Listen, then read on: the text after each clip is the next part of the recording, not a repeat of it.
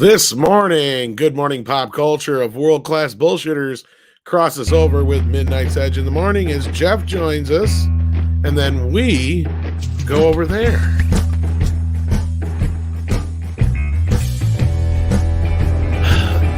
We've got another movie coming out. Am I gonna be naked? I don't do nude scenes.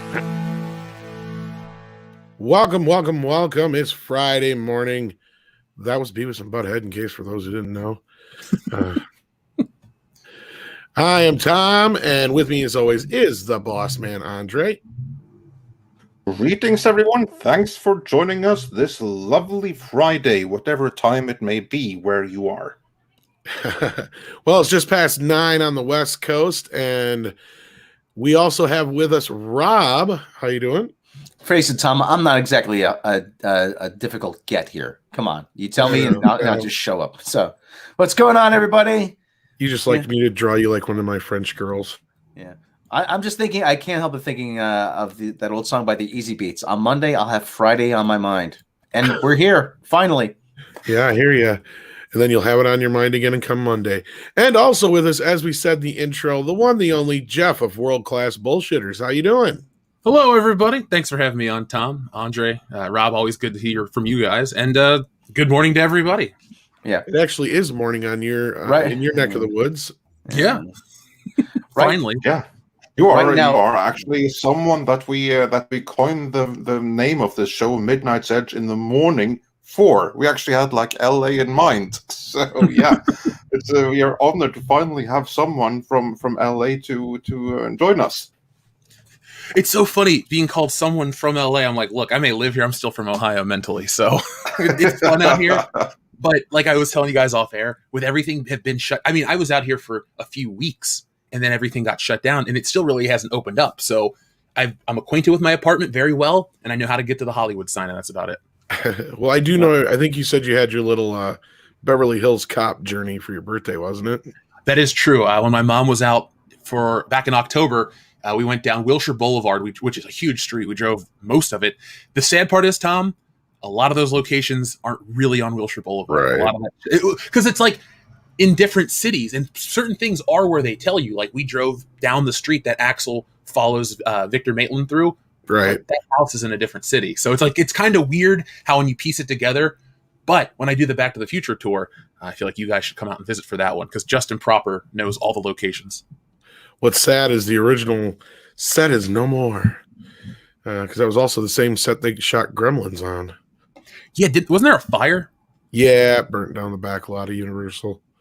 I've actually, since moving out here, I have been to the Universal back lot. I saw the tour, got to see a bunch of the Back to the Future 2 cars. Not to really dump on Disney, but their theme park at Universal is so much more appealing to somebody my age than, just a bunch of characters and overpriced food. And there's a lot there, a lot of movie history. Absolutely. I don't think that's dumping on anything as much as it's a statement of fact. You know what? I don't. This is where my head is now. I don't think of Beverly Hills Cop or whatever when I think of LA now. Now all I can think of is it anything like in Grand Theft Auto 5? Like that's except Rob, for the unhinged police and constant shooting everywhere. Would you like to hear a true story? Yes, I would. I always like to hear true stories. So when I was out here with Jesse back in August of 2019, we drove around. We went out to Death Valley. We went to places all over. I recognized most of the locations because of Grand Theft Auto 5, dude. Like a lot of the map is truncated, but I shit you not. I'm driving down the street. I go, hold on. Is the beach that way? She goes, yeah. How do you know? I go, Grand Theft Auto 5. Like, the beach, the big pier, the Santa Monica pier that's in the game? Yeah. That's pretty close. Like, when we go there, I'm like, shit, there's where Michael's wife's whatever is, the therapist, the relational therapist. So it's like really uncomfortably accurate to the real world. So I feel like I live in Grand Theft Auto. Yeah, a lot of GTA 4 is pretty much like New York too. I mean, it's like a lot of it's scaled down, but it's pretty accurate. I mean, is it the same color of gray? Yeah. The MetLife building is in pretty much the same place. Yeah, everything is pretty much Battery Park is pretty much the same. But yeah, it's scary the amount of detail they put into that thing. And as usual, I grind the conversation to a halt. Fuck, no. Come on, guys. Yeah, no, never mind. But I don't wake everybody up. Oh, that's what Timmy is for. But yeah, we've spoken loads about ourselves today so far, which is good and well when we have such awesome guests as Jeff here. But we also have many awesome people in the chat. We have Caleb checking in, who says, "Hail all and Jeff." Indeed. Thank And you, we Caleb. have Alpha J, who says, "Timmy." So that's pretty awesome. Let's see who else we have here. Sketch Therapy is joining us today.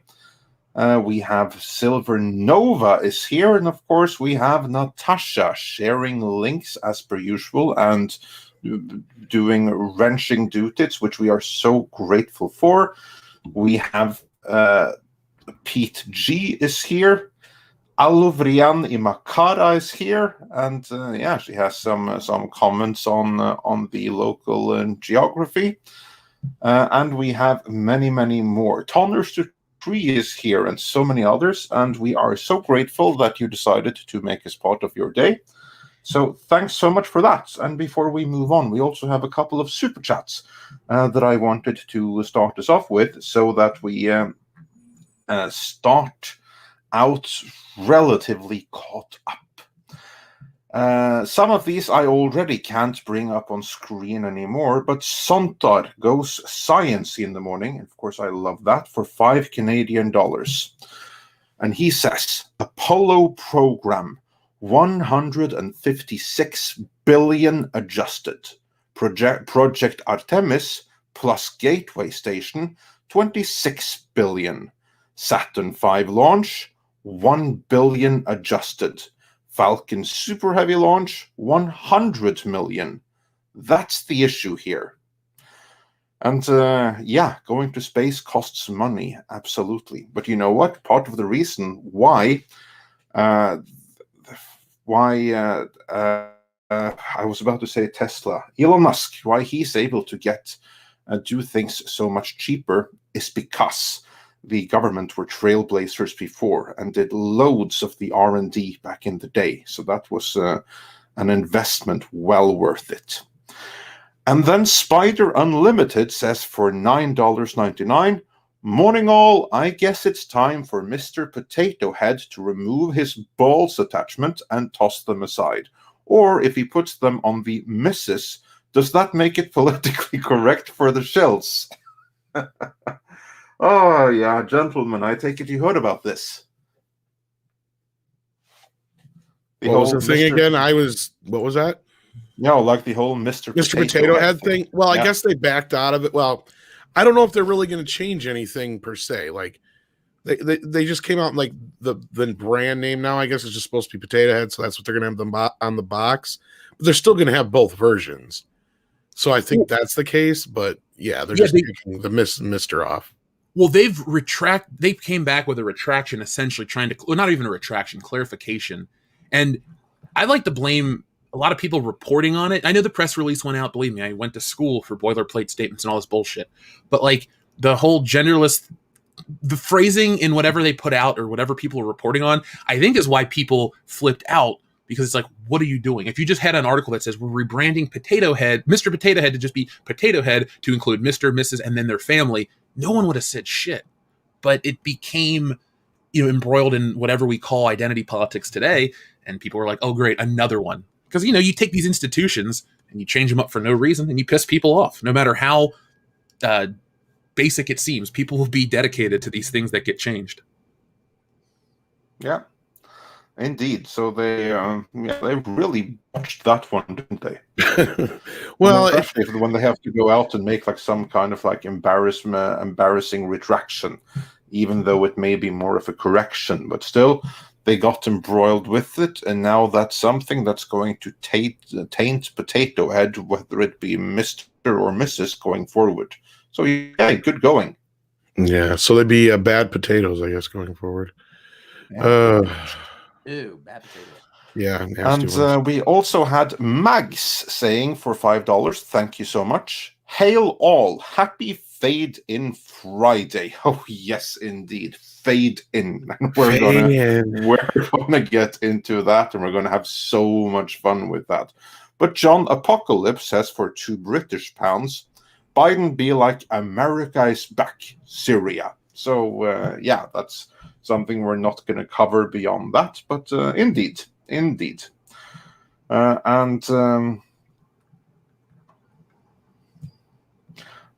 then let's see if there's one I can bring up on screen here. That would be very, very nice of StreamYards if they would facilitate that. Joseph Nash says for $5, Total Recall disguised Kathleen Kennedy says 2 weeks. Fade in.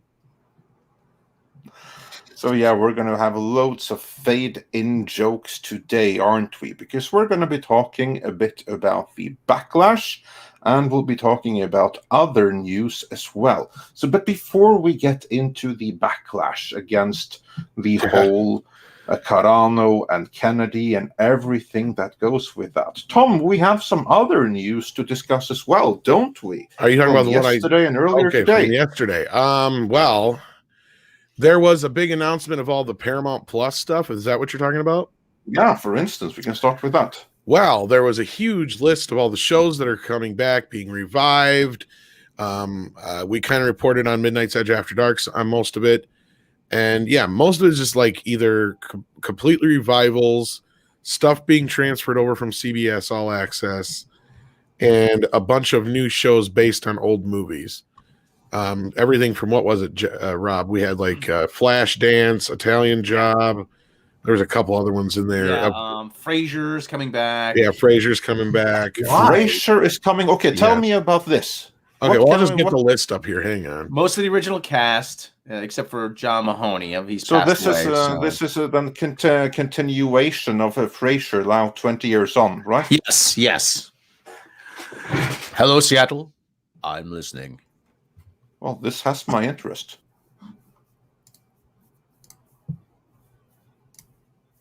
Well, keep bantering while I find the article. Oh, sorry. I'll say this. Last night when we talked about Beavis and Butthead, that was the one that really hooked me, because I know you mentioned, Tom, in the chat and stuff about how there's a show as well. I didn't realize they were doing a movie, so that's what got me. Whoa. I think I just figured out something, Beavis. What? This sucks. Yes, thank you. Only I got Jeff. This sucks. Jeff, take us through your feelings for Beavis and Butthead, because I haven't heard that before, actually. So I grew up. I'm 32, so Beavis and Butthead came out when I was really, really young. It always was a taboo show. You had The Simpsons that people were like, oh, it's taboo, you shouldn't watch it, because Bart Simpson was a menace to society, apparently. And then you had Beavis and Butthead. You had all these controversial adult cartoons, but my mom and I watched the movie, and she thought it was hilarious, so I got to watch Beavis and Butthead fairly early. We're talking 7, 8 years old, and I never stopped. Even when it went away, we had tapes and stuff. And so this movie was a big deal to me, because you had so much of Beavis and Butthead before and after the movie, but they only had one film. And I'm pretty sure there was a point where they were working on another Beavis and Butthead movie, but it got canceled. I mean, there might be another trailer for it. There's even more than that. As far as I know, it maybe even got to the pencil test stage, at least for some scenes. Like Beavis and Butthead Do Hollywood, right? Is that what it's called? It was like I think it was actually Do the World or something like that. Oh, okay. So I think they go out of the country or something like that. But like, yeah, like it was the whole contention with Mike Judge, because he didn't own the characters. MTV does. And that's why I was trying to tell you last night, like Daria had nothing to do with him. MTV just decided to make that show, and he's like, nope. Because they own the character. There was nothing he could do. But no, like, so there's been a lot of contention between them for years. And then when they did that revival a few years back, that took over the contract for the second film that never was. Oh. Because it was bouncing around back and forth between like, were they going to do it? They're not going to do it. And he was like obligated to do it. And then he had gotten out of it by doing that season, I guess, was my recollection. Unless you remember anything different, Andre? I think that about sums it up. And that's part of the reason why we only got that one revival season. And it had its moments, but I think I would have preferred another feature film to it, because very few of the episodes in it really stand out as all-time classics. Maybe the drones episodes, but I don't know. I like the beyond Onion that. one pretty much. Yeah, I You love were the touched. Onion one. That's a classic Beavis and Butthead You were moment. crying. Yeah, that was a good one Actually, too. they all were pretty good. The only one that I felt drug on a little bit was the Cornholio episode. It's like, Yep. did this really need to be 2 episodes? Like, like they could have Tom, done that in one. Did I ever tell you I low-key befriended a lady who worked on a lot of Mike Judge productions? It's so cool because when I hang out with her, she tells me all these like production stories about King of the Hill and stuff and other Mike Judge. Nothing crazy that people would be interested in. Just he's a nice guy, this and that. But like access to these paintings and cool things. So that's the only like cool any kind of celebrity person I've ever interacted with that I geeked out over because they're Mike Judge connection. Like Mike Judge is the dude. Like everyone likes to say Seth MacFarlane. I go Mike Judge. Same here. Like that was one me thing too. I used to say all the time too. And don't get me wrong, I've warmed up to Seth MacFarlane over the past couple of years, especially because of Orville. But like, yeah, I was always one of those like, yeah, Mike Judge to me, his movies, he has yet to make a bad one. Even that one he did with Justin Bateman wasn't even that bad. Oh, Extract. Yeah, I mean, it was all right. It wasn't great, but it was like, could have been worse. I've seen a lot worse movies than that. But no, I mean, I actually enjoyed the revival of Beavis and Butthead. If anything, like I said, there was maybe 1 or 2 weak points in it. Would have been just that they didn't have the same amount of videos to watch. The only thing I think will change now is instead of just adding more reality shows, how much you want to bet they add like YouTube and stuff to the mix? I'd be honored to be riffed on by Beavis and Butthead. Yeah, that would be pretty sweet. Honestly, of course, they have to be watching YouTube. Like, what else could they be watching now? Yeah, something like that. Yeah.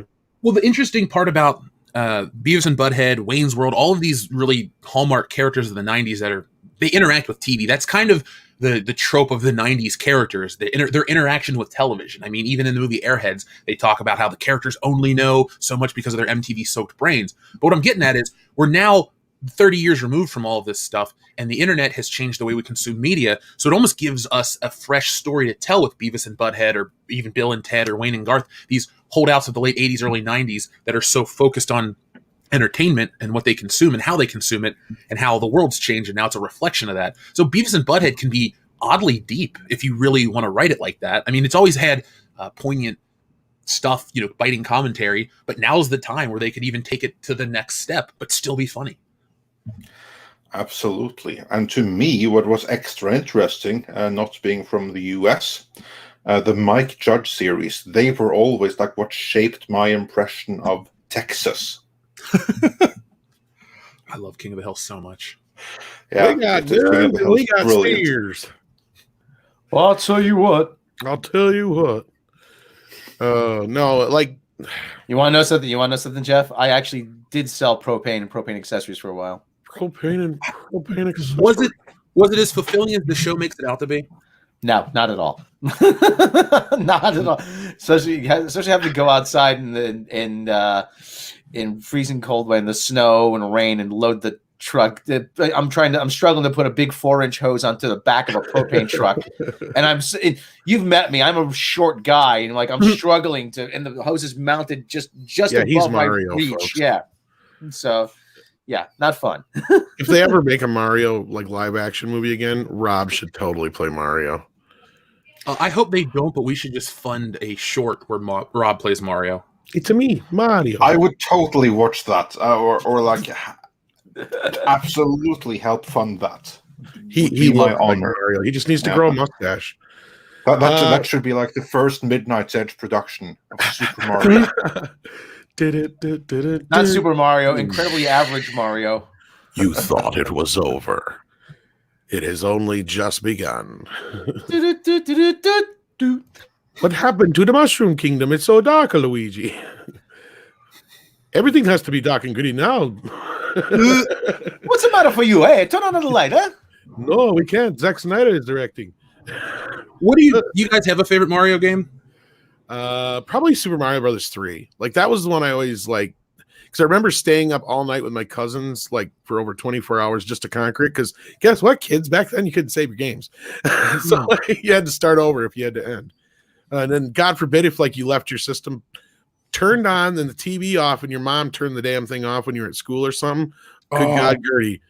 Holy shit. And she started all hell. It's like, no. But speaking of Beavis and Butthead, has everybody here seen the trailer besides me and Rob? I have not seen it. We'll probably get a claim for this, but it's totally fucking worth it. Yeah, it's worth it. Go for it. And then we're done. This is fucking hilarious. Because, I agree with, we've said this before, Andre. He can't quite do Beavis anymore, but this is hilarious.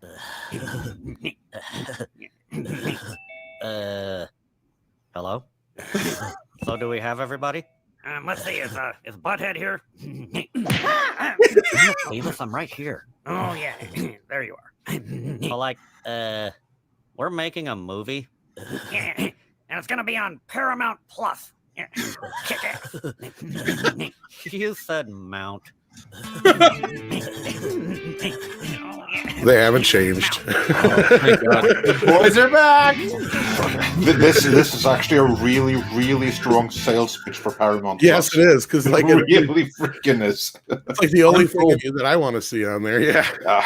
I mean, right now, to me, like because of that and the Snyder Cut and Mortal Kombat and Kong and Godzilla, it's like it's HBO Max and Paramount Plus, which are like the must-have services as far as I'm concerned in this moment.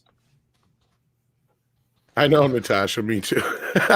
What's funny is this has been in the works for a while, because if you go back to one of our more popular Mead videos from way back when, we reported that they were in the works on a revival of Beavis and Butthead. And we're talking like well over almost 2 years ago now, wasn't it, Rob? Yeah, it's close to 2 years ago. So I think we were one of the first ones to talk about it. So yeah, all right. But Tom, were there any other news before we get into Star Wars? And to anyone that's just joining us, we haven't gotten into the Star Wars Backlash just yet. No, we have some other stuff to cover soon, but we'll get there before long. First of all, I'm just going to list these, and if you guys want to know anything about them, just stop me, because I'm just going to run through this list. It's not too long, but it's long enough. First, we got scripted dramas. Criminal Minds returns. Flashdance, that's the one we talked about before. Halo, based on the video game. Stop. Tell us more about this. Halo's epic universe and cast of characters come to life in this new original drama series. In the new television adaptation, Halo will take place in the universe that first came to be in 2001, dramatizing an epic 26th century conflict between humanity and alien threat known as the Covenant. Jesus Christ, Tom, I can't read this morning. Halo will leave the deeply... I've only had like 3 hours of sleep. Drawn personal stories and action adventures and richly imagined vision of the future.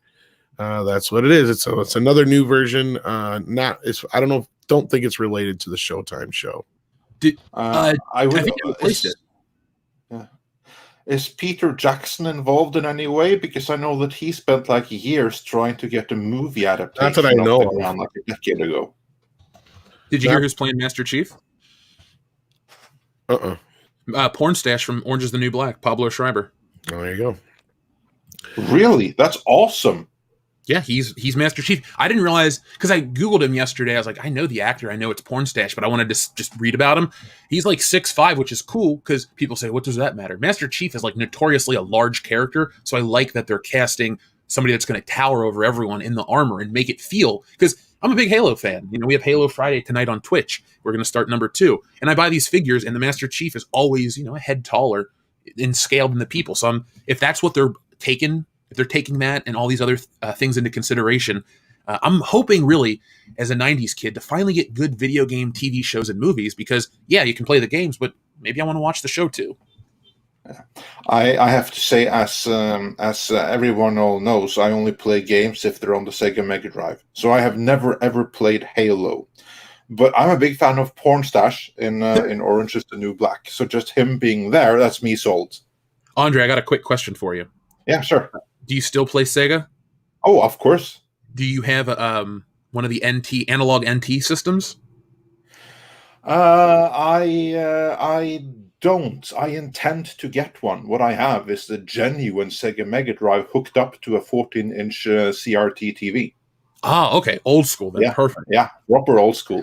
I've been meaning to get one, so I'm familiar with it, but I haven't got it yet. So I'm going to get that and that expansion, which is great for Sega CD games. And the Sega CD was a really underrated system.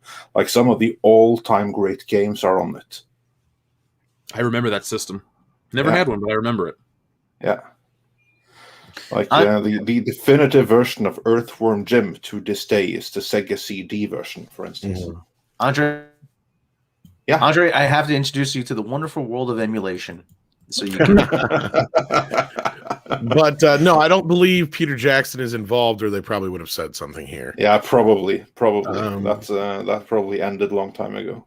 And then there's a show called Landman, which is one of the few original series we have coming, based on a wildcat billionaire in the looks like probably the oil race. Love Story, which is an adaptation. How do you make a series out of Love Story? I hate to break it to you, spoilers. Both of them don't make it out alive. That's an old movie from the 70s, right? Or late 60s? Yeah, well, it's based on a book. Yeah, based on a book by Eric Siegel, who was a writer on Yellow Submarine, believe it or not. I finally saw that movie for the first time last year, Rob. What'd you think? Fun. It's weird. I have all the respect in the world for the Beatles, but I love their movies, like the Hard Day's Night and Help. No, not Help. Hard Day's Night and Help. Yeah. Oh, okay, it's Help. Yeah, those movies were fun. I enjoy watching them. Talk about, only married people know about these sort of things. Eric Siegel, when they called him, he was teaching a literature course at Yale. That says, "Yeah, we'd like you to come in and work on Yellow Submarine." And he says he claims he'd never heard of the Beatles, and he said, "Well, firstly," he said, "I told him no." He goes, "Well, Sgt. Pepper sold like 500,000 copies, 500,000 records," and he said, "I'm sure Mrs. Pepper is very proud." And they said to him, well, "That's it. That's the humor we want, right there." So, Fat Elvis, I don't know, says Tom is responsible for the Kim Kanye divorce. Giggity. No, that's a fake rumor because I have a new girlfriend. If you haven't seen already, your new buffness has really changed your perspective. It has. It really has. We're happy. That's all that matters. I keep saying, "Where are the feminists? Where are her organs?" Right? I know. I said that the other night too. Yeah, they say that same shit about everybody else. But anyhow, yeah. So moving back into the shows, Mayor of Kingstown is another one that sounds original, at least. Then we got Strange New Worlds, of course. The Italian Job, which is also an update of the classic film into a series. One of the other ones we've known about for a while is Alex Kurtzman's wonderful readaptation of The Man Who Fell to Earth. Boo. Ugh, you lost me at Alex Kurtzman. Right. The Offer. Now, this is one I'm interested in. A scripted limited event series based on the Oscar-winning producer Al Rudy's extraordinary never revealed experience of making The Godfather. So that's that one that's about the making of The Godfather. That's a dramatized version. I'm really kind of looking forward to that one. Sign me up for that too. Yeah, that's one actually kind of caught my attention there. And then there's one called The Parallax View, based on the iconic film. So another one based on the movie. Then there's one called Y1883. It sounds like stark retelling of Western expansion. So that's a Western. And then there's another Yellowstone spinoff. And I know they're doing a TV movie of that as well to kick off their movies. That, of course, was a Kevin Costner deal there. Then we get into kids and family. Avatar's coming back. The Last Airbender. Oh, I thought you meant that Avatar. I figured I'd better be. To do with the other Avatar. The other Avatar. And now you'll notice a pattern here as we get going. Dora the Explorer's coming back. iCarly's coming back. How do you bring Rugrats are coming back? What was that? How do you bring our iCarly back? Those kids grew up. Like That's what it is. It's a new chapter in the present day lives of iCarly. I'm not in that age range at all, but that makes sense. Yeah. Then we got another reboot. Fairly Odd Parents is coming back as well. And then, of course, I guess you could call this a new show, but we got the Star Trek Prodigy as well, which is one we've talked about many a time. That's your derelict teen show on Nickelodeon. That fantastic. I everybody can't wait to dive into that. I don't know if you've seen the pictures of it yet. Everything looks like something kind of rip off of Pixar meets Guardians of the Galaxy, basically. It's a bunch of leftover Fortnite skins. Yeah, or Fortnite shit. Yeah, that's what you why am I not surprised? It looks like a rip-off of something. You'd think that Star Trek would be something so original, like it hasn't been ever since Kurtzman took over. Yeah, and because Kurtzman's a cultural locust. That's why. Yeah. And finally, the one thing everybody's been waiting for: SpongeBob Babies. I wish I was kidding. Camp Corral, SpongeBob's Under Years. Why? What is the obsession with prequels? I don't understand. It's well, they kind of set the stage for it in the latest movie, didn't they? Where you have like the baby SpongeBob sequences. But anyway, is there anything else interesting to look forward to? There's more. Plus, although the Beavis and Butthead, that's coming up, but there's more. Then we get reality. For reality TV, we got the Big Brother live feeds. Yay. Dating Naked. Rob will be part of that show. Well, that's I know that show. That turns up on a lot of the adult websites, the UK version at least. No, seriously. You have that all over Europe. And the question is it going to be censored in the States? Probably. Of course it's going to be censored. It won't be on Paramount Plus. Yeah. That's probably going to be one of the pushing points. I have to say, like in all of Europe, you have that, and of course, it's completely uncensored. Yeah, I don't think it will be on Paramount Plus. I mean, it probably will be on TV, but then we got Ink Master, Love Island, Queen of the Universe. Ink Master's a tattoo show, isn't it? I mean, it's okay. And then Road Rules is coming back. RuPaul's Drag Race All Stars, Challenge All Stars, Real World Homecoming. And that's it for reality. Then we get into the comedy shows. We've got Frasier, as we pointed out before. That's a strong selling point, I have to say. Grease, The Rise of the Pink Ladies. That was something we talked about before. Another prequel. Yeah. But isn't Grease problematic now? It wasn't at the time when they developed this, but just wait to see it get canceled now. Now, here's one thing I pointed out last night, and this needs to be said about the Grease show. Even though the Grease is owned by Paramount, a couple of these shows are shows that they picked up after they were rejected by other streaming services and stuff. And Grease was one of them. It was one they were actually going to produce, I think, for Hulu, and then Hulu didn't pick it up. So there's a couple of those in here, by the way. Guilty Party is a dark comedy with Kate Beckinsale. And here's one I don't even want to say because it sounds disgusting. Inside Amy Schumer. Oh, no. They're bringing that back? 5 specials, yes. Reno 911 is back. The Hunt for QAnon. Oh, my God. So they picked them up on Quibi. The Game, popular BET sitcom. The Hopper House, animated comedy. The Weekly Show with Trevor Noah. There you go, Rob. See, now there's your daily anymore. Now, there's your first mistake. See, in order to be listed under the comedy heading, you have to do something funny. and Trevor Noah has yet to prove that to me. So they're using the title. Why are you saying I'm not funny? I'm not funny here. No, you're not funny. You've never been funny. Try having I'm more funny in South Africa. Yeah, maybe if your most recent comedy reference wasn't Baywatch in the year in 2015. I don't get it, Rob. Is that like this in South Africa? Americans are so stupid. Everything's so silly. You are so silly. Yeah, I've seen that. Anyway, Trevor Noah sucks donkey. Yeah, we get it. It's an ongoing bit on Mead. Sorry, folks. If he actually sucked donkey balls, that might be entertaining. Younger is Darren Star's critically acclaimed smash hit. Follows Liza Miller, a talented young navigating, blah, blah, blah, who cares? Untitled Beavis and Butthead movie. Now we're talking. Yeah, I'm in. I'm all in Emmy for that. Award-winning Mike Judge reimagines MTV's seminal Gen X defying Beavis and Butthead, who return for another movie adventure to kick off the new series. So we're getting the movie first, and then we already have 2 seasons they have signed on for. So, and we're also weird. Yeah, isn't it? Because it's the other way around with the first time. The series, then the movie, and then the show kind of just ends right after. Kind of, sort of, yeah. No, Well, I mean, because the movie came Very between late. the second last and the last seasons, so there was one more season to go after the movie, and then it was all over. and then This was the time. we get a Workaholics movie, so fans of that. Boo. Yeah.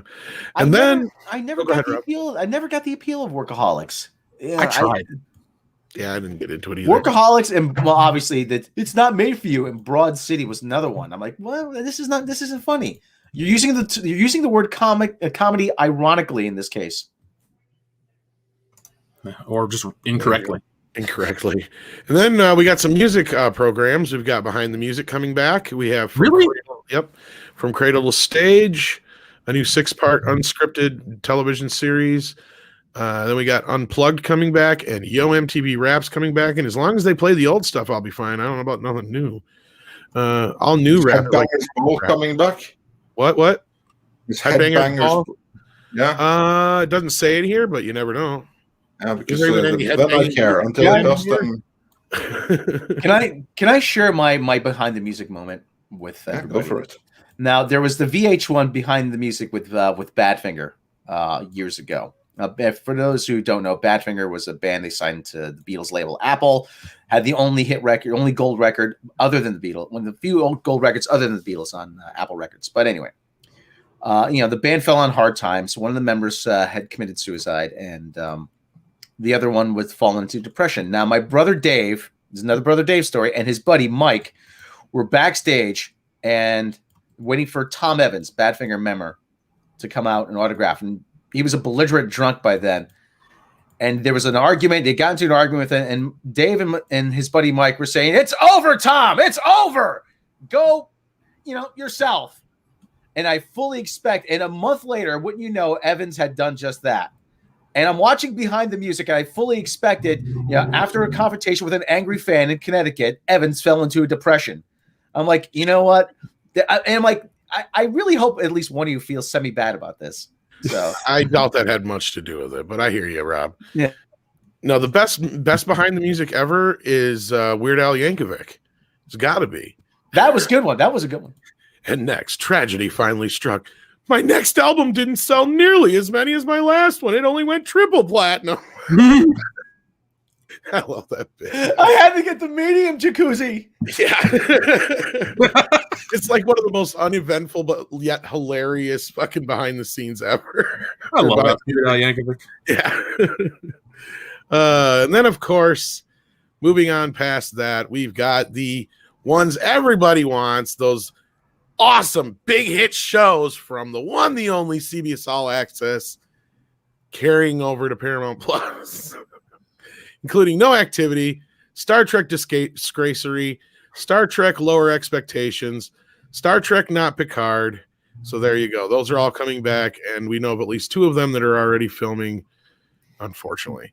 And to those that have missed live streams since our previous Star Trek video, yes, we have since gotten confirmed, as we said in that video.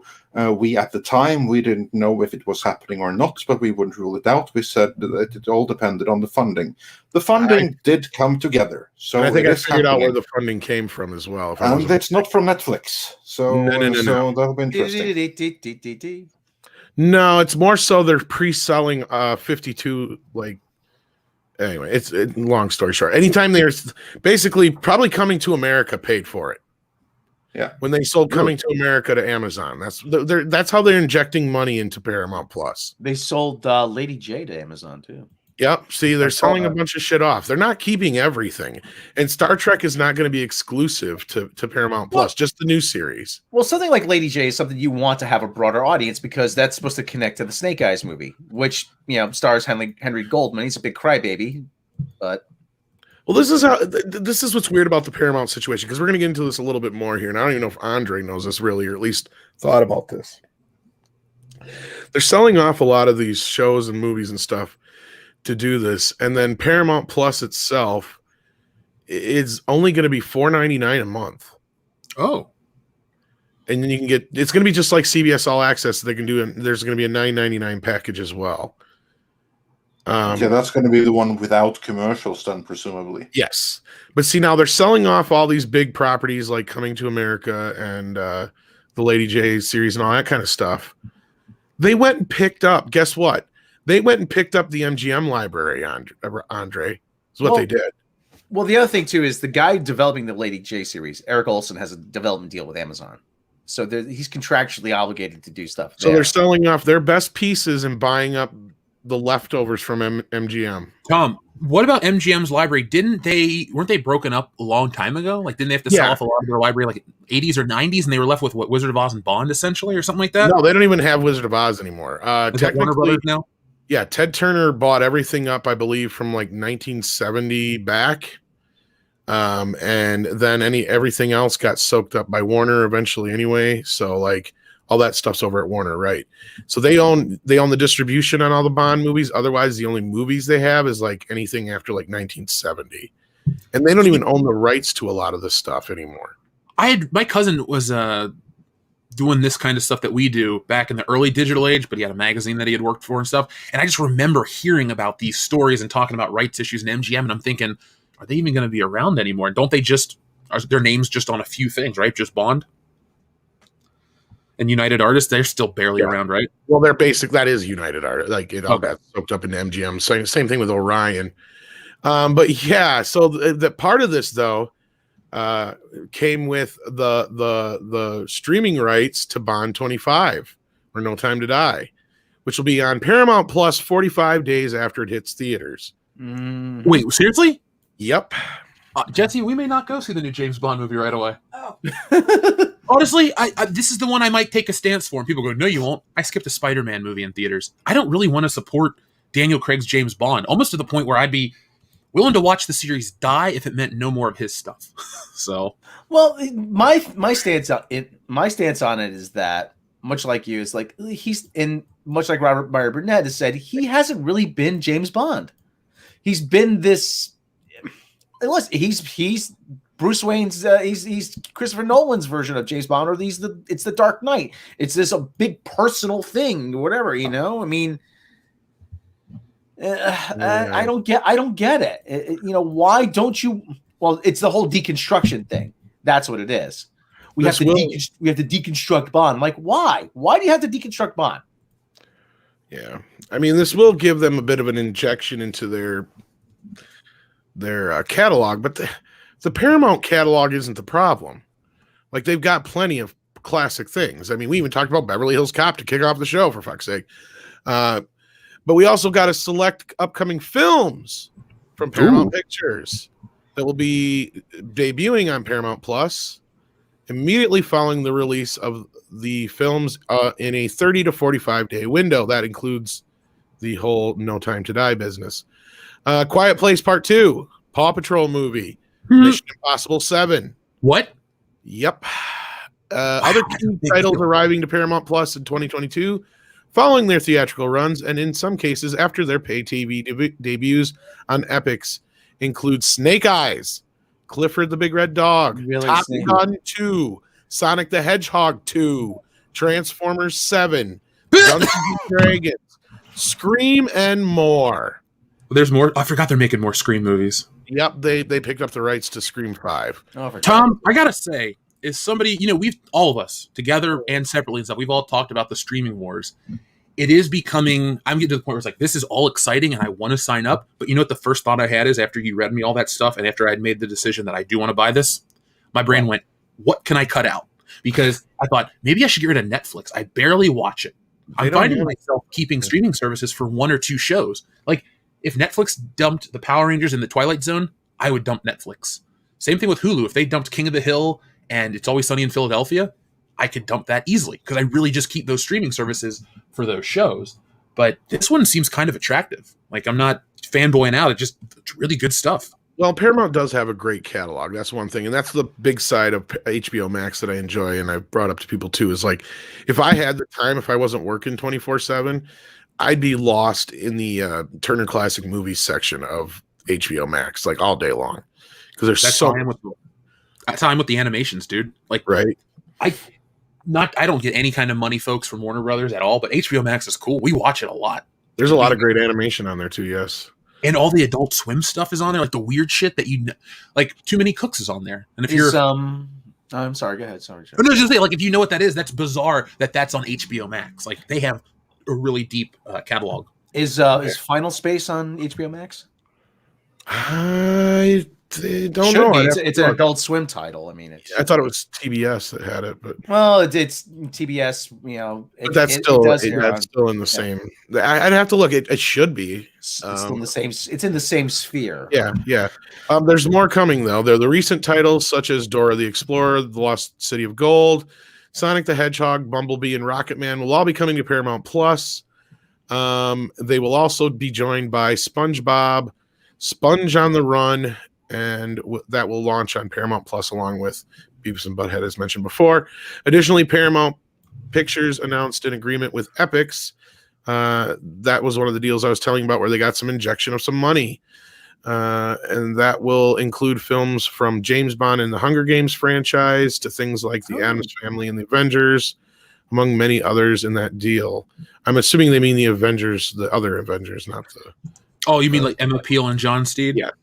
And then what also property is to try to sell to the modern audience. MGM owns that, I believe, if I remember right. The distribution on at least the latest movie with Uma Thurman. That latest, my ass, like fucking 30 years ago. Thank you. I was just about to say the latest movie from 1998.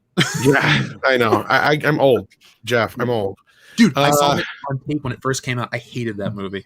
And then, of course, other films that will reach the service will be the MGM movies, Gucci or House of Gucci, Creed 3, and the highly anticipated No Time to Die. That's a lie. Yeah, here. I found it actually. I found it. The creator Olin Rogers has confirmed the first 2 seasons of Final Space will be available for streaming on HBO Max on March 1st. Jeff, have you seen any Final Space?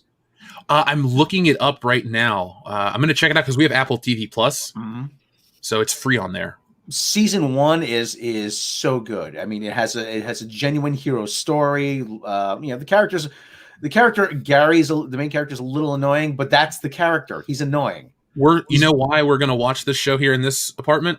Why? David Tennant. Oh yeah, David Tennant's really great. People, there's some of the complaints I heard is, I wish David Tennant would use his normal voice. I'm like, no, but that's the character. That is the character. It's got to help, dude.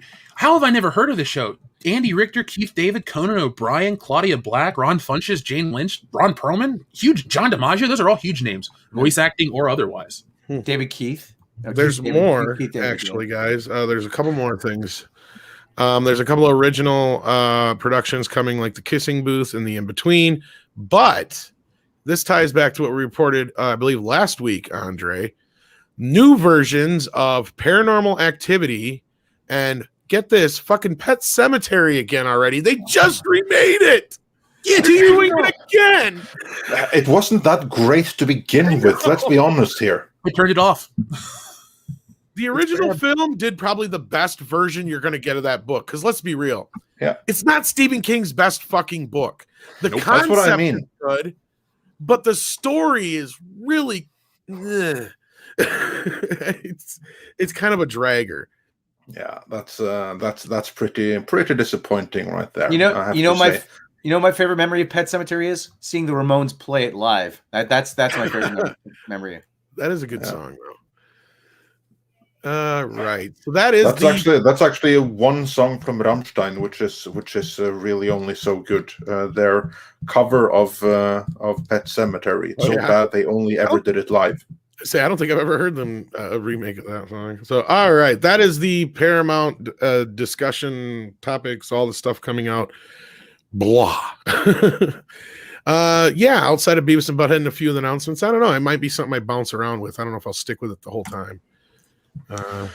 It could be great because Disney Plus I don't pay for, so whatever. But that's so monotonous. I mean, after you've seen the Marvel shit once, really, how long is the lifespan of the MCU? It was awesome for 10 years, but are you really going to watch every movie forever? You kind of know the big twist. And we have breaking news, as Mills shared in that super chat from before. I don't know if you can bring that on screen or not, Andre. I can't. I can read it, but I can't. We might as well read it since we're going to jump into it and thank him for the super chat. Yeah. Mills says for 14 South African runs, breaking JJ ruining Superman for Warner Brothers reboot. Oh, just in time. I just pulled the Superman sketch I wrote out of Mothball. Hold on, wait. Read the part about Ta-Nehisi Coates writing. That dude writes Black Panther comics and they're terrible. This movie's dead already.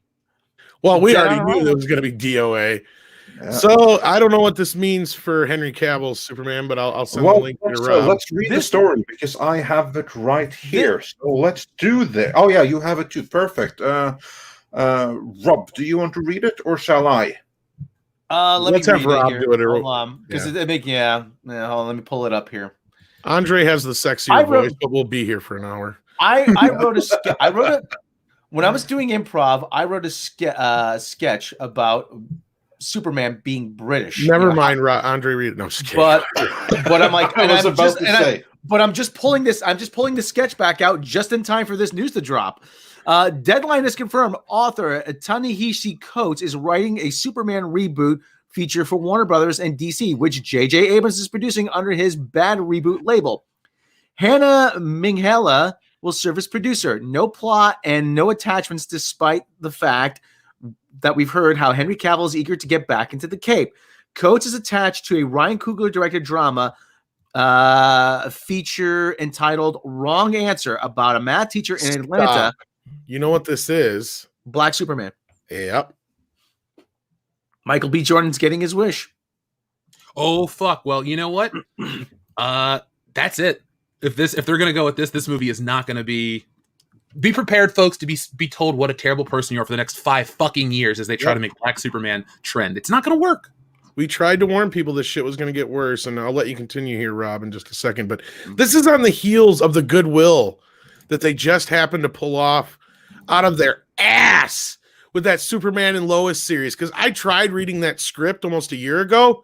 It was ass. And they managed to pull it. I mean, everybody's coming back to me like, you've got to see this series. Because most of our inner circle knows Superman's my favorite superhero. And I'm like, I was totally not going to watch it. Now I'm gonna. Because I've heard it's really good. Is it good?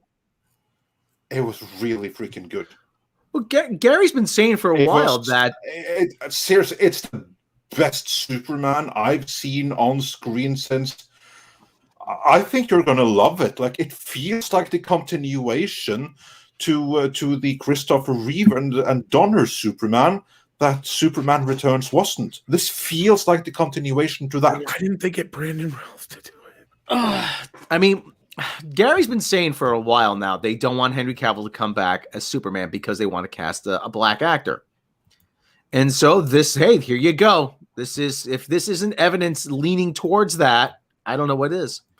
Yeah, the name Ta-Nehisi Coates just makes me roll my eyes, because if you want to take it back, way before we were all interacting, your boy Zach over on Diversity in Comics would talk about Ta-Nehisi Coates' Black Panther run, and I'm just pulling up some reviews. I've heard tons of shit about it. It seems like it's not the greatest, so it's an odd choice that this guy goes from writing a universally meh Black Panther series to writing the most well-known superhero in history.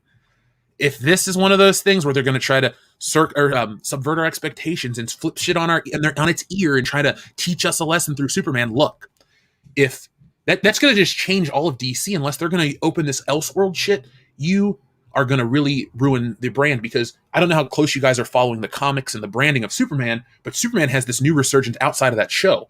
We're getting some really great high-end collectibles on the market right now. People are excited about the character. A few years back, they relaunched the character. They brought back the trunks. They really are trying with Superman. And if this is the direction they're going to go, all that hard work from DC Comics and all those movies that they've been putting out and all the quality shit that they're trying to put behind Superman to fix Zack Snyder's mistakes, this is dead. Because J.J. Abrams is a hack. Ta-Nehisi Coates is not that talented. And their blending of whatever they try to do to bring to Superman, like, what story are you people going to tell? Because this Superman story is the Moses story. Siegel and Schuster are Jewish immigrants in Ohio. Like, you're never going to get what the character's about. And I think you can make the same argument. Oh, you shouldn't have anybody else work on Black Panther, even though it's created by white guys. Well, then pull the same shit now, because you're going to change the story and turn it into an allegory for what it means to be an American in 2020, whatever, instead of what it means to be a human from another planet. And how, because DC took away truth, justice, and the American way. It's just truth and justice and all that other stuff. But now they want to make Superman about the American experience through the lens of a couple people and really change the universal appeal of that character. Kill it. Yeah. Like I said, it is. It's going to be Black Lives Matter. It's going to be social justice, man.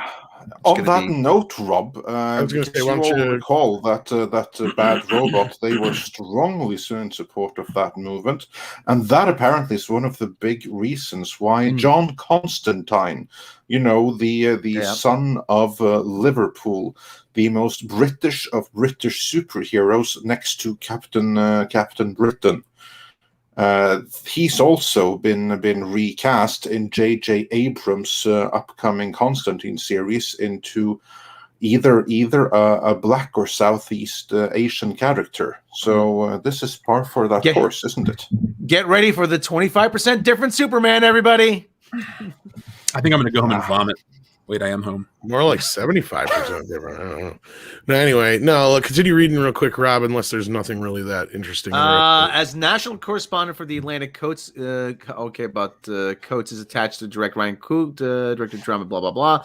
Wrong answer. As national correspondent for the Atlantic, Coates covered cultural and social political issues. There you go. There we go. There's the keyword. Specifically that of African Americans and white supremacy. He has written for The Village Voice, Time, and has contributed to the New York Times Magazine, Washington Post, and more. His nonfiction books include The Beautiful Struggle, Between the World and Me, and We Were 8 Years in Power, An American Tragedy. Between the World and Me won the 2015 National Book Award for Nonfiction. Of course, Coates has written a Black Panther and Captain America series for Marvel Comics. Jeff, what was that about? Was that the one where it was a Hydra or what? No, that's Nick Spencer, who's responsible for all the terrible Captain America. But Ta-Nehisi Coates, he is the equivalent of Nick Spencer on Black Panther, as Nick Spencer is to Captain America, if that makes sense. I butchered that. But my point is, he's just not – no one's doing it well. Can we please get some comics writers in writing comics again, please? Coates received special thanks credit on Avengers Infinity War and Avengers Endgame and Black Panther.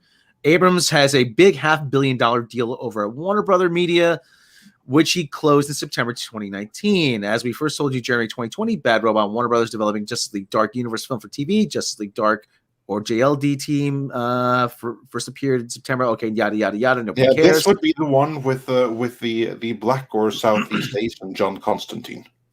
Yeah. Featuring such superheroes offbeat John Constantine, Mystic Fortune Teller, Madame Xanadu, Deadman, Shade, Changing Man, Satana. The roster is much larger. Okay, yada yada yada. Nobody cares. Okay.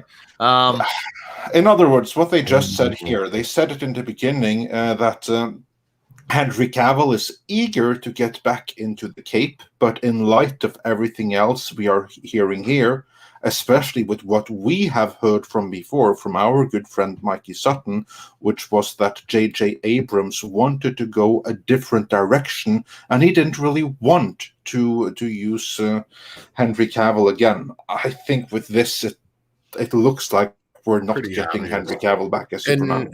And to answer Bryant here, no, I highly doubt this is flyby, but if that's any indication onto what we'll get. What if Henry Cavill, what if it, listen, there's no doubt in my mind they're gonna race swap Clark Kent, but you don't think they could be going with Valdez, do you? The actual Black Superman? If they do, now hold on, I'll mute myself because everyone's got an alarm going on. Sorry. Yeah, that's modern day living in LA, I guess. Pardon. Yeah. Sorry about that. Andre, there's alarms every 5 minutes out here, and helicopters. But nice. If they're going to do Elseworlds, fine. Then I'm going to shut up and go, cool, Elseworlds. But that's not what they're going to do. It's like when they want to introduce over in the Marvel comics, you have Miles Morales Spider-Man.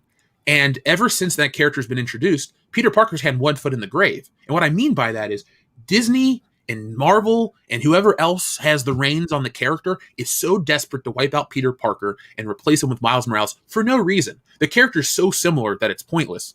But that's the real point. They want to change him up, make him appeal to a different audience, but kill the old one in the process. And if you watch the games and if you watch the movies, that's the stuff they're pushing towards that direction. I don't know how you would classify it if it's successful, because on the big screen you still need Peter Parker to pull in the big bucks. Mm-hmm. And we keep talking about this with Star Wars. Now, look, I'm operating under the guise that Ta-Nehisi Coates, who can't really remove himself from his own brand of writing, is going to make Superman black in this movie. Let's just say he is. We're operating in that world. We always talk about the normies coming out of the woodwork to support Star Wars, or go to a Nintendo launch and see all kinds of people that you never would expect to play video games, because Nintendo really means a lot. Superman has the built-in fan base that will reaches more people has reached more people on the planet than we understand, and it's going to piss everybody off. There is not a single person that's going to go, "Oh, this is so empowering." No, you're full of shit. This is going to kill Superman, and it sucks because he's having this resurgence. He's the hero we need right now. He's not a character that needs to preach to us and talk down to us. It's the kind of character we need to look at and go, maybe we could be better as humans. Yeah, Randy Wenchfield sends it a super chat here, says, this will be DC's attempt to recreate the cultural event that was Black Panther film. I predict that it will not have similar impact at all. No, in fact, I think it'll have the exact opposite impact. Jeff, let me tell you something. You talk about Miles Morales and Spider-Man, and he goes, I personally hated Spider-Man Into the Spider-Verse. And everyone say, "Oh, it looks like you sounded like you just wanted a reason to hate it. You hated, like you were going to hate it from the beginning." I said, no, here's the thing. I hated it because you did the exact same thing to Peter Parker that you did to Luke Skywalker. You made him a depressed, fat, has-been loser. And the whole idea, and you only did it so you could build up Miles Morales. Lost his wife too. Lost his wife. Yes. Listen. The guy held a dead Gwen Stacy in his arms. Like he wasn't even sure if he had any hand in killing. And getting a divorce is supposed to be the thing that breaks him. Seriously, all the tragedy the guy's been through. I'm getting divorced. I'm like, oh yeah, and that's what puts him over the top. Really, come on. And that wasn't so bad as they did at least let him have a redemption in the end, unlike Luke. What bothered me was changing Miles more to make it more like Peter. But anyway, that's neither here nor there. But the whole thing is, and in my review of Into the Spider-Verse, I put the scene where he's eating the burger right next to the scene where Luke is drinking the titty milk. And I said, this is not a coincidence. They did it for the same reason. Look, the hero you loved all your life, he's old, he's fat, he's human. We have a brand new shiny hero for you to like. And he's better in every way, and he's more diverse. I know. We're going to get killed in the chat. What was that, Jeff? Oh, I just said that last part. That's important to him. Yeah, exactly. I know, but people like the movie, so they don't want to see it. And I've gotten into this in Twitter too, but that's not what this show's about. So I'm even in the minority here. Like, I like the movie enough. I think it's better than most of the Spider-Man movies, but I'm dyed-in-the-wool old school Spider-Man. Like when you come at me to ask me about Spider-Man, start talking about the artists. That's how I define eras and shit. So go way back to the beginning. You're more of an old school, yeah. They just got to respect us. Mm-hmm. I will say I freaking adore Into the Spider-Verse, but that's me, and I completely see where Rob is coming from. I just had so much fun with that movie. But again, that's me.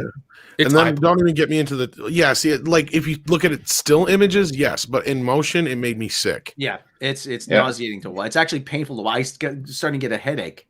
And and my other big gripe was it's okay to have a few shots, where you got the background out of alignment and stuff, but like everything's like that, and it felt like I'm watching a 3D movie without the proper 3D glasses, even though I saw it in 3D.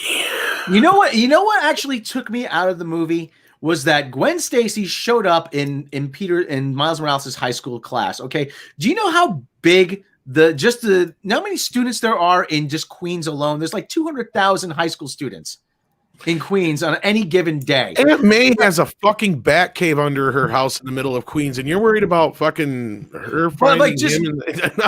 Well, that's just one of the things that doesn't make sense. I'm like, to end up in the same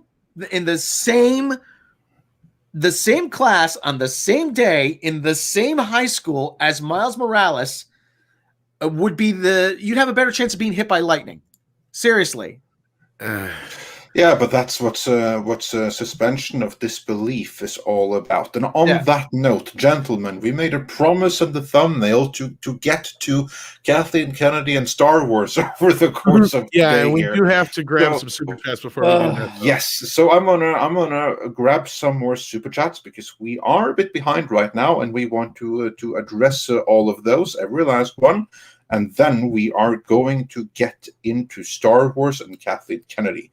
There's a lot to get into there. Where we were, Grand Wazoo 42 sent us a little doggy super sticker, so thanks for that. Etienne Falardeau says for $5 Canadian. With Cavill cancellation beginning, because why not? Woke crowd.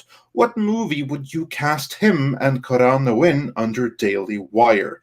Oh, that was funny. Like, Cavill cancellation, he's not going to be Superman anymore. Jeff, real quick, what movie would you want to see Henry Cavill and Gina Carano in under Daily Wire? Well, they're remaking Mr. and Mrs. Smith. That's just a joke answer. If he was gone from Superman, I don't know where Gina Carano would go, but put him as James Bond. Come on, the guy looks fake. He looks like a drawing of a person come to life. So he just fits that. So that's what I want to see him in. But together, what's a good, like, fuck, you know what you could do? Pull this out of their ass. Go back, remake an old shitty movie called Ballistic X vs. Sever. It had Antonio Banderas and Lucy Liu. It was a shitty action movie based off of a okay video game series. Dust that off. That's the first thing I could think of. I bet you the Daily Wire could buy the rights for $10. There you go. All right, there we have it. And Cultured Casino says for $2, Virtue Signal Corps should be called out every time. And Douglas A. Burton says for $4.99. The expiration date. This is the month and the year. My Discover card number is 8673509. What's Convenient. that, sir? That's my credit card number. That's what you wanted.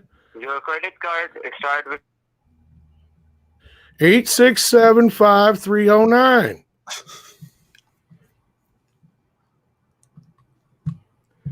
Don't you what? Hello. Leon. Sorry about that. I love doing that to them fuckers. Sorry, I had to interrupt. It's so fun with scam calls. But yeah, let's revert from the phone terror of Tom's private life into the super chats. And Douglas A. Burton says, appreciate you guys and these discussions. Non-activism is becoming an ideology unto itself. I prefer common sense myself, but yeah, you're halfway not wrong, which is a sad state of affairs. And then Darking616 says for $5 Australian, I want them to crank out more Silence of the Lambs sequels until we finally get one that is titled Hannibal 8. Bruce Campbell was in Congo. And that would be something. Hannibal 8. That's a nice title Hannibal right 8. There. Ooh. And then, completely unrelated, we have Mexican Iron Man, who says for $9.99, before the dark times. We are living a real-life Clone Wars universe, and Empress Palpatine continues to play and destroy all sides.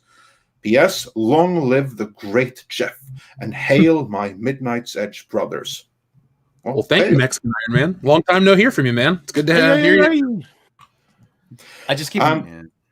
Thunderstorm says for $2.99, One Division good. The setup's worthy conclusion. All right, cool. Mr. Tickle Trunk says a little doggy super sticker. And Jorge Polido says, Jeff, in your creepy voice, say, Tom, don't worry, you'll love me forever. So you have to say that. Tom, don't worry, you'll love me forever. That's creepy. Don't do the voice. You're scaring me, man. Stop it. And Drew with Comics Elite says the Beavis and Butthead Super Bowl commercial was the best one of the whole night. She said crack. And Hyper Guyver 2 says Mr. Potato Head, Bruce Jenner edition. Oh. While Christian Coralejo says, if Rob plays Mario, who will play Bowser and Peach? I'll play Bowser. Or actually, Jeff should play Bowser. He's pretty big. There you go. Maybe we can get Internet Star Wars Girl to play Peach. I don't know. There you go. Yeah, there we go. Casting ideas all around. We have to make She's this a happen. hobbit. She's short enough. Yeah. It'll make my casting look that much better. That's what I'm saying. Yeah. Exactly.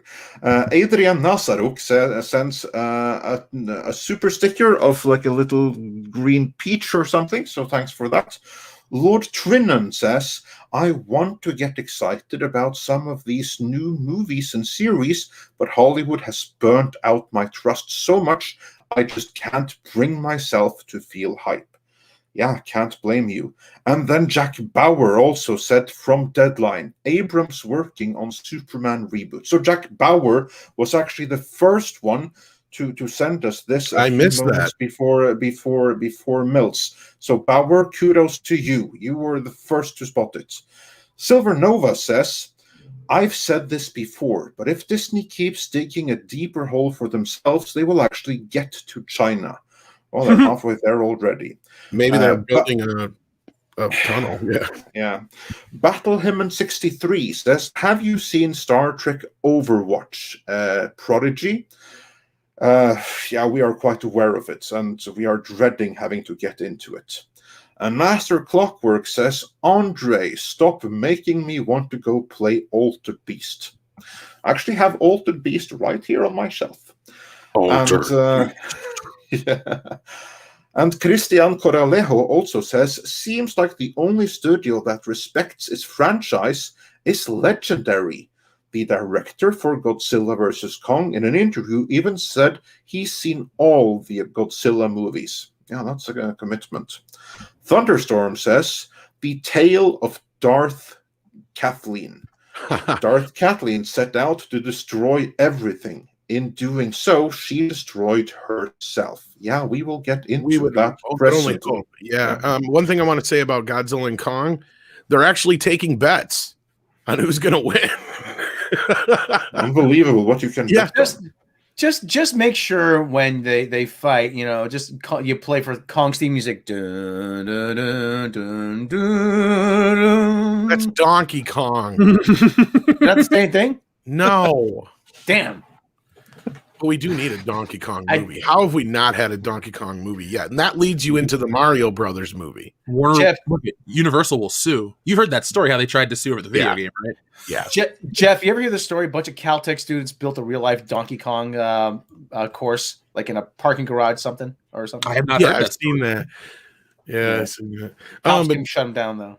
But it wasn't that also the same case where they realized that Universal didn't actually own the rights to King Kong, or was that the King Kong case? I can't remember which. I don't know the whole story. I think that was after, so I think they actually acquired the rights by that point. But yeah, it was. Yeah, King Kong's rights are all over the place. The original book, though, I think was public domain or whatever. But Dr. Coffindale has also sent us in a super chat here. Says, Jeff, please explain to Andre why Hulk Hogan was not a typo the other day, because I guess we thought it was a typo. Yeah, I thought so. So, Jeff, what's a Hulk Hogan?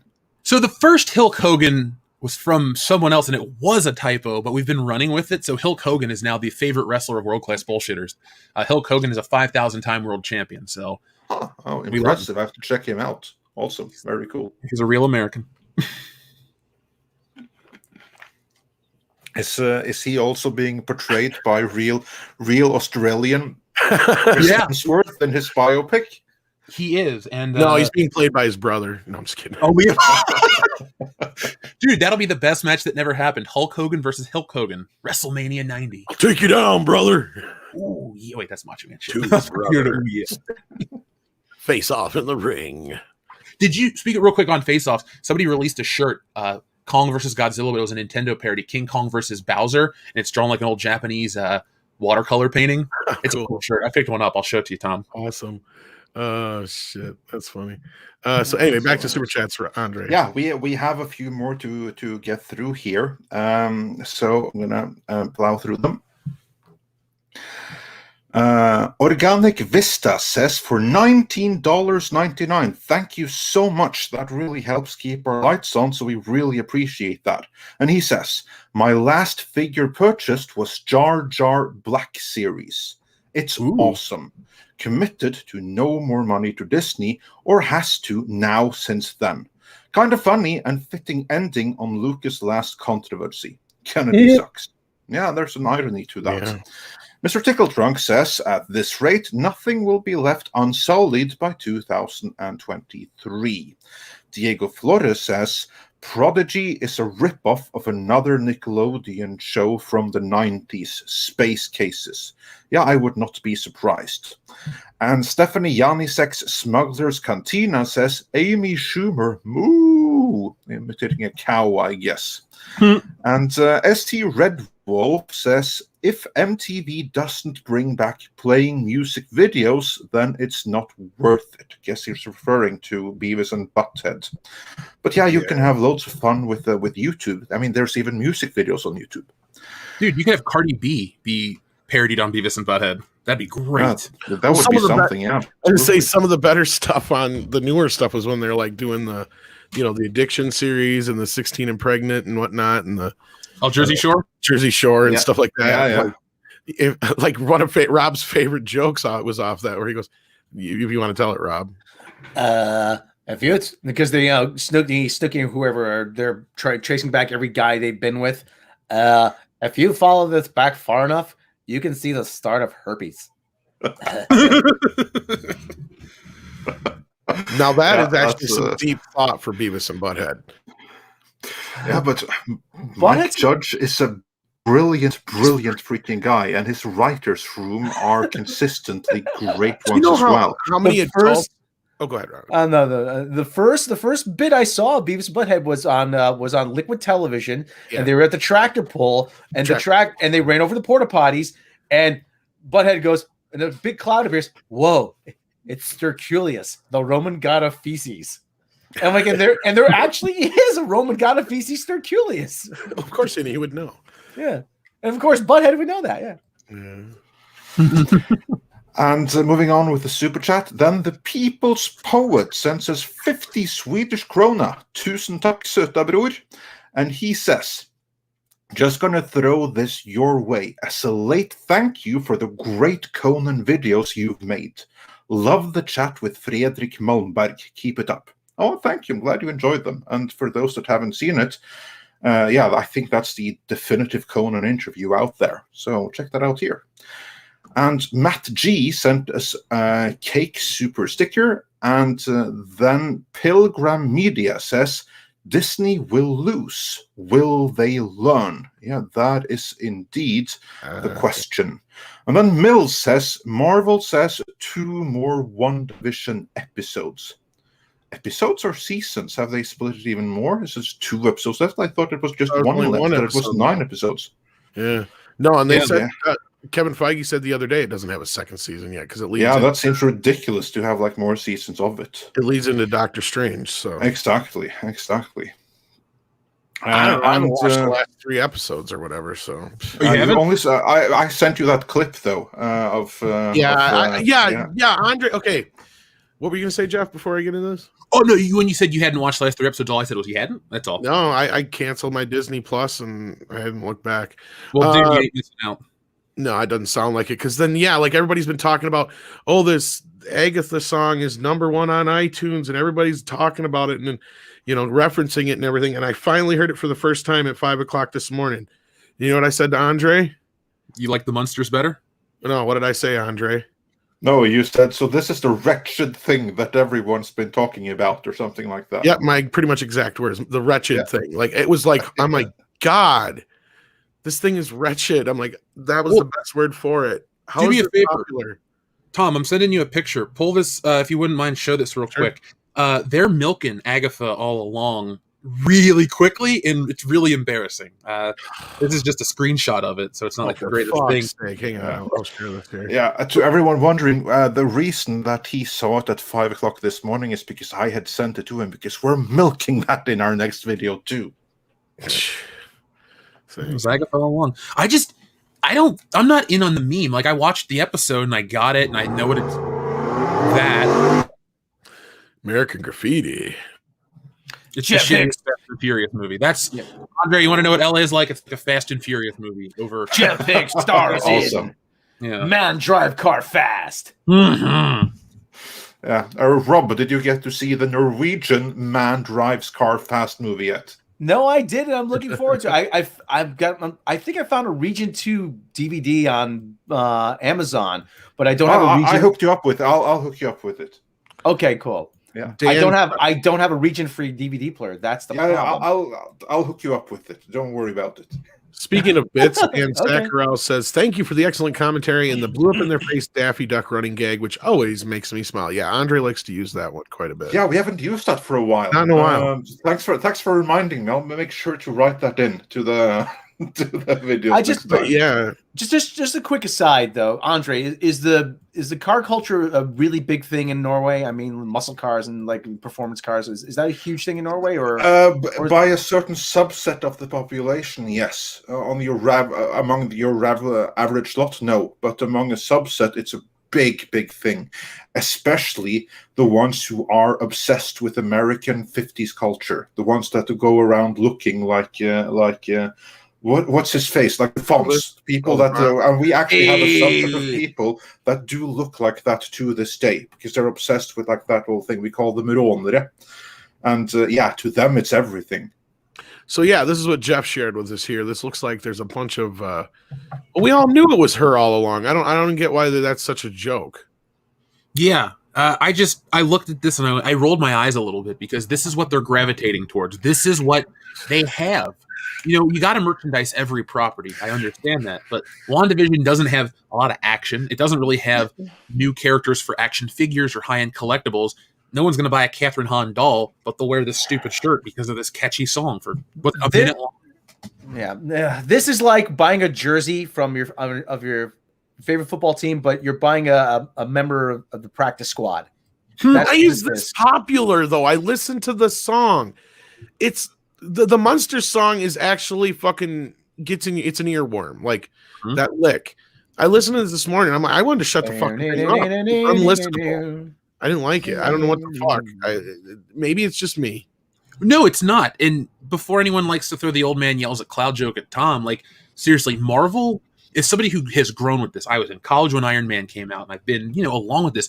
They're shifting to it's almost like what a company does when they want to sell, like instead of making regular video games, they want to make Candy Crush Saga because they'll get a shitload of people to play it on their phone, but it's kind of a bullshit game, and it's like that Diablo game they released like a year ago or whatever it was. Immortal or whatever it was. I am so out of the loop on anything PC related. I don't know anything about it other than it caused a bunch of big controversy because they had a big to do at like this Blizzard announcement, and it was like, wait, we're not getting a new Diablo game. It's just Diablo on your phone, and everybody booed them at the whole fucking conference. Oh, that I remember. Yes. Jeff, put that picture back up a second. The Agatha one. Yeah, just put that back up if you can. I'll get it. Just because there's a very important thing I think we're missing. Actually, hold 1 second. Let me look up because I might just go to get you the actual image. Yeah. Because, like I said, there's something important that's going on. Like I said, we're dealing with the practice squad now. Oh, look who's wearing it. Women. It's the MCU is coming, folks. They're committed to it. There's no backing out now. Well, I don't know. Look, I've said this before. I'm sorry, Jeff. I'm just about to say I have nothing women like in Marvel Universe, but you know what? They liked it. The ones who they liked it before you started changing it. Oh, dude. When I was in college, they always taught you in classes, you advertise and market towards women because women buy more shit from TV and stuff. That's what they teach you in school. Not anybody on the internet wants to say it's sexist. Just deal with it. That's the fucking proof. Anyway, that is what they're always going to do now because the good characters, the stuff that people can really sink their teeth into, have either stepped away or dead. And so to me, a show like WandaVision, this merchandise, it just kind of feels desperate. Like, this is all we can do right now. We're scrambling. Like, they can't use COVID as an excuse. They can't use anything as an excuse outside of, this isn't the most universally loved Marvel property. It's kind of causing a schism. Like I said, it's the practice squad now. This is the practice squad. Yeah, well, and even though this show is you could tell this show is aimed towards women to begin with, which I have no issue with. And I actually got into it after a while, but after this mistake that Disney made, on top of from what I've been hearing out of the show, I'm in no hurry to go back to it. Tom, I will tell you this, even as somebody who's, I tell the audience, if you want to boycott Disney and cancel Disney Plus, that is all in your power. And I tell the people, if they don't want to, I'm not going to judge you either way. But dude, there is no reason to, even if Disney never did anything with Gina Carano the way they did, I wouldn't even tell you it's not worth finishing it. Like, go watch highlights. There's so much filler. And anyone that says, "Oh, Jeff, you're not patient," I've watched every episode. I even waited to review shit till we got to the 4th episode because it just didn't feel like anything had happened. And one more episode? Nothing is happening anymore. We're waiting around. We had all these great little teasers, and then everything has been revealed to not have happened. Oh, it's the multiverse. Oh, it's this. Oh, it's that. No, Wanda went and found his body and broke down and cried, and that's how her shit was formed. She cried, an emotional wave of energy created this town, and the whole point of this show is ridiculous too. I won't spoil the big twist in the post-credit sequence from last night, but like I already heard what it kind of was, but yeah. Well, if you know what it is, then cool. Then yeah. But put it in the chat. Put it in the chat. I want to. I'll tell you. But anyway, yeah, no, I checked out of it, and which is funny because the last episode I saw was the one with the big reveal at the end, and this whole thing just killed my enthusiasm for it. And then I started hearing more about the couple episodes after, and I'm like, oh, I'm glad I kind of checked out now. Yeah, for me, it's just the whole TV shtick. It just worn thin. I'm like, oh yeah, this is kind of cute at the beginning. I love Lucy, Dick Van Dyke Show, then Bewitched, and then the other Brady's. I'm like, yeah. Then it's like, you know what? This is getting old. Come on, get to the point, guys. Here. And sorry, Rob. No, I was saying, you get to the 90s and it's Malcolm in the Middle. I'm like, for me, the 90s was Seinfeld. I mean. Renee Sayworth says there's a decent 100-minute movie somewhere in that series. Yes, you are completely right, because there's so much filler. Like, in retrospect, I agree. There's a 100-minute movie in there. Probably that's what we're gonna get to after we see the last episode. The sword people are interesting. I think, Darcy's annoying, but she's always been. But Monica Rambeau, cool. Jimmy, what's his face, the FBI guy, cool. I like that part. But you know what, Rob, you brought up the sitcom thing. I thought they explained last night why she's living in the sitcom, and it's kind of bullshit because all of last night's show was a dramatization of what we learned about from Avengers Age of Ultron. It's about her family and the missile and all this shit. It was done better before. That's why when I keep reiterating that this show's not worth your time, because there's not a lot of new stuff. It's basically telling you the same story again from a different point of view. But in reality, it's the same point of view. It's one of the most inconsequential thing Disney's put out in a long time. Pretty much. But on that note, we have a couple of more super chats to run through before we get into the big Star Wars stuff. Yeah. Question from Shogun Orta, who says, anybody seen the Pennyworth show? Pretty good. I have not seen it, and I never will. Jeff, have you seen it? No, I have not. Yeah. Any of you guys? Rob? No, not interested in Batman without Batman. That was what I was going to say. He stole pretty much screw any Batman series that does not have Batman in it, so couldn't care less. And the same is true for Superman and any other DC or Marvel character. If it's a series about that character and he's not in it, this also is applicable to Hannibal Lecter, then screw that. There's only one prequel series that I have ever said that I would watch that didn't have the main hero in it. And I think Andre might agree with me. And that is if you were to set up a He-Man movie with an Eternia series where you tell the backstory of King Randor and of course, but that doesn't count because that's like building towards the real thing. That's actually my point. More interesting. But yeah, getting back to the super chats, Ron W says at least we got the good news that Twilight Zone was cancelled. Oh, there's that. I seen you were happy about that last night, Jeff. Yeah, dude. I won't reiterate the point because I don't want to derail the show, but what that show represents, I hate. And if you want to hear my long spiel, go listen to last night's podcast. I cheered. That's all. He ripped it apart last night. So yeah, definitely I suggest you check that out. But speaking of going over to World Class Bullshitters, in about 30 minutes or so, we are going to be heading over there and continuing the show over there. So don't forget, folks, our lovely Wrench supporters out there, like Mr. Tickle Trunk and all them, are sharing the link periodically. So do park up over there. We're going to head over there, and we're going to try and get all the super chats in before we go over there. And if we don't get them all in, we'll either do a square up or we'll try and grab them right away over there. If that's cool. No. What we'll do is we'll just wait till they're done. And then we can do that. Okay, we can do that. All right. Yeah. I just didn't know if you had it originally timed or not. So then the audience is into the show. Yeah, exactly. And then, Jeff, of course, we're going to have to start off with the Star Wars stuff before we move into what else you have planned for us when we get that far, depending on what we do here. Storyman Jack says, we need to convince all the creators not to sell the creative control over their creations. Until that happens, we will be complaining forever. Yeah, here's the thing, though, that's often the requirement for getting the thing made in the first place. And Alpha J 3.0 says, here's a reminder to #cancel Disney Plus. Thunderstorm says, elderly Jewish Shaft woke it. John Apocalypse wonders, has anyone seen Superman, Man of Tomorrow, the animated one? I have not. Have you guys seen it? No. Let me make sure I think I have it, but I haven't watched it yet. It's brand new, so yeah. And Kyle Dawson says, know this, beware of Batman anime is so based.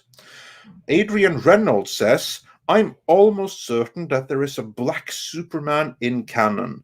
Blue and black outfit from Earth 23. That may have been sent in before you guys brought him up, right? Yeah, Valdaz is the Black Superman. And Randy Wackenfeld says, this will be DC's attempt to recreate the cultural event that was the Black Panther film. I predict that it will not have similar impact at all. Yeah, we brought that up on screen. Yeah, were you going to say something, Jeff? No, I was just responding to something you guys said. Don't worry, just keep going. Sorry. Oh, okay.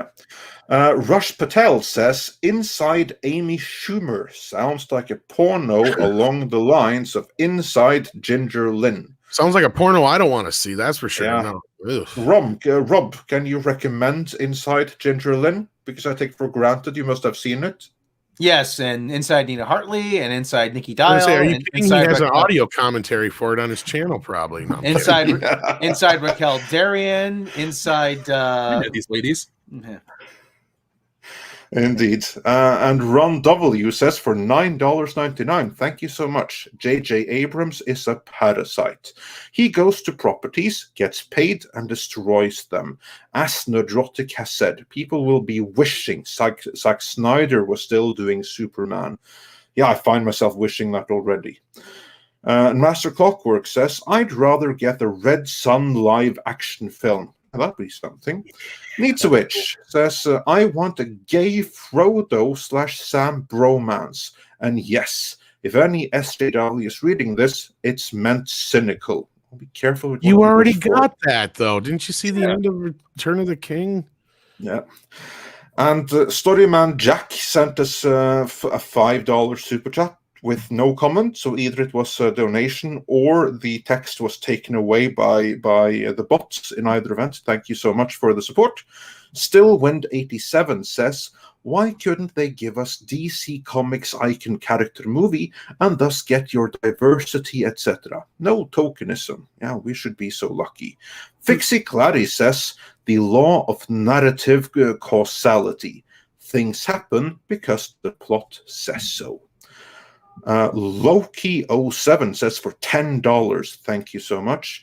The Snyder Cut has to be so undeniably awesome that it forces AT&T to continue with the cast going forward. I know not everyone loves Snyder's work, but he is our only hope right now.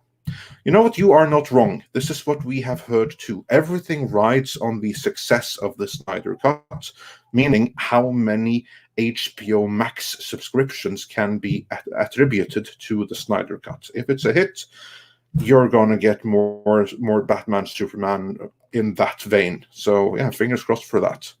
The Festman93 says, not liking the sound of this new reboot. If Cavill walks, I hope he has a good career. WB will screw up again, I think. Rest in peace, DCEU. And Christopher Tock says, WCB, you would appreciate this. Purchased a dozen Rose Ticos for $20 and send them out as gag gifts this Christmas. Hail, Midnight's Edge. Oh, hail. Yeah, that's pretty funny, isn't it, Jeff? Yeah, I respect that game. I'm a little jealous I didn't do it this year. Next year, guys, and I mean all of you on the panel, expect a stocking stuffer. Would you prefer the Rose Tico in the 3 3/4 inch scale or the Black Series 6-inch Rose Tico? Because everyone's getting a nice Christmas gift this year. I have like 60 of them. You're making me choose. Fine, you're a good friend. You've helped me out a ton in my life. You get both. Oh, yay! And we only have a couple of more to go through, and then we're going to get into Star Wars. Yellow Flash Stephanie is obviously Yanisek upset about Superman, but anyway, yes, continue. Stephanie Yanisek, Smuggler's Cantina, says Jeff sounded like the Hillside Strangler. You. Thank you, Stephanie. So yeah, freak people out. Yeah. Plumber's Butt Crack says JJ, the franchise killer, will destroy Superman. Poor Henry Cavill. So yeah. And Randy Wackenfeld says, eagerly awaiting the SNES cinematic universe. Well, yeah, I guess there's a couple of good things in there. Yeah. And Al Manuel 0311 says, I would like to have a Fandom versus Comics Menaces Collide fighting game to be developed for the consoles. Hail Fandom Menace, hail Comicsgate. Indeed. Well, you don't have to wait too long. On Tuesday, you can get a Fandom Menace, some Fandom Menace comic stuff. Dun, dun, dun. Yeah, tell them it's official. We're launching on Tuesday. We got Jeremy to join us on the High Council for it. So very cool. I can't be there because Jeremy don't like me. Oh, he loves everybody. I'm kidding, of course. It's just a joke. I know. Yeah. Tom, I hate Jeremy, but I'll still be there. So. I know you two don't. Yeah, you two. Yeah, as well. Yeah. But that's the thing. If you get along with Jeremy, then he really doesn't like you anyway. So you must really like me then. I barely said 2 words to Jeremy ever. You're his best friend. His best. Yeah, he's like he loves Rob. He can't quit gushing over you. Yeah. Well, he'll love me even more when he learns I'm doing a G.I. Joe documentary. So. Oh yeah, he probably will like that. We got a couple more super chats to get through, but first yes, I want to highlight a few more. We have a few more. Yeah. He is very upset. He says, "I'm furious about the Superman reboot. They hired a man who mocked the people who died on 9/11. He called first responders trash. He is disgusting." I'm assuming he's talking about the writer, correct? Ta-Nehisi Coates? Yes, I don't think JJ ever said anything like that, but Ta-Nehisi, I've never heard anyone I can't link it, but I'd believe that. I have to research it, but I could believe that. Yeah, that's a few people in the chat seem to remember that. Yeah. So yeah, that's a pretty far distance away. Boy, we've got everybody here today. The American way. We got Mr. H, we got Comics Division, we got Yellow Flash. Everybody's hanging out. Whoa, nice, very nice. And speaking he of adds to people that, he says it's a slap to the face of Superman fans for this man to touch the character. It's no accident that this race hustling pile of trash is writing him. And we actually, was it a super chat or a regular message? That there was a super chat on that note. I'm going to jump the queue and to get into that right away. This is the one, yeah. There we go. Yeah. Because that'll actually segue nicely into the next part anyhow, because people really want us to get into that subject as well. Yeah.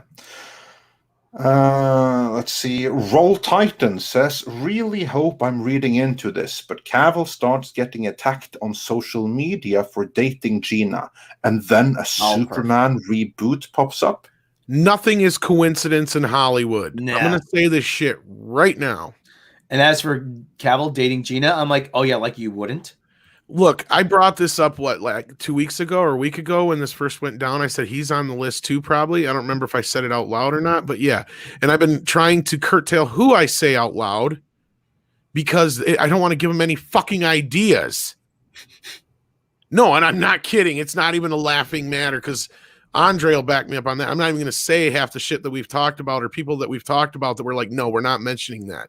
And it's not because, and so anybody who ever wants to call us clickbait and shit, you can kiss my ass, because you know what? There's people we're holding back and things we're holding back out of protection. Yeah, Like, you have no idea. this If shit is we getting wanted deep. to go clickbait, you had no idea all the stuff that we could do. Like, you have no idea. But we don't, because we would out people and we would out sources and we would provide ideas if we were to do it.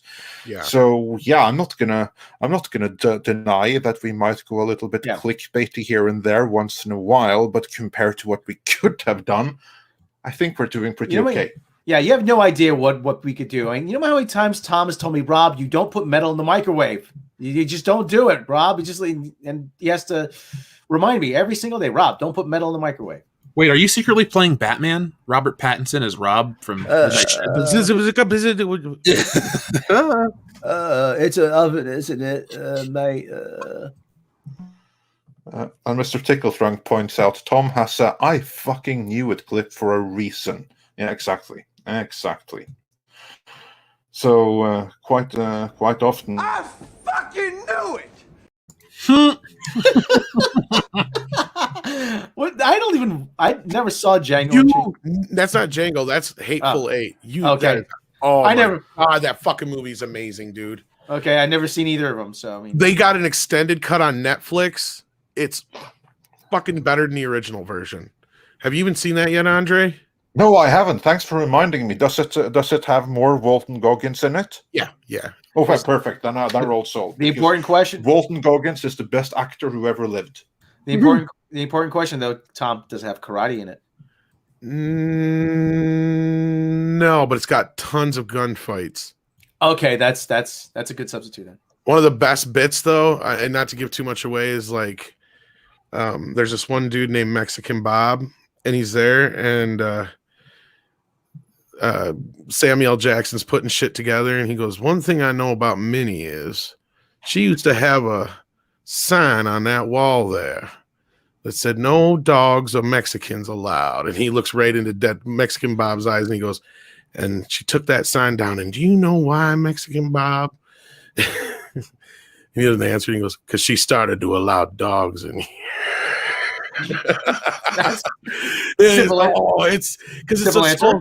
It's a really, like, you get all these people in this room together and they know somebody's not right. It's a great fucking movie. And it just, that scene and everything is, and we have Yellow Flash popping in here because he's very upset about this. And he sent me that deal to prove what he's talking about, the tie.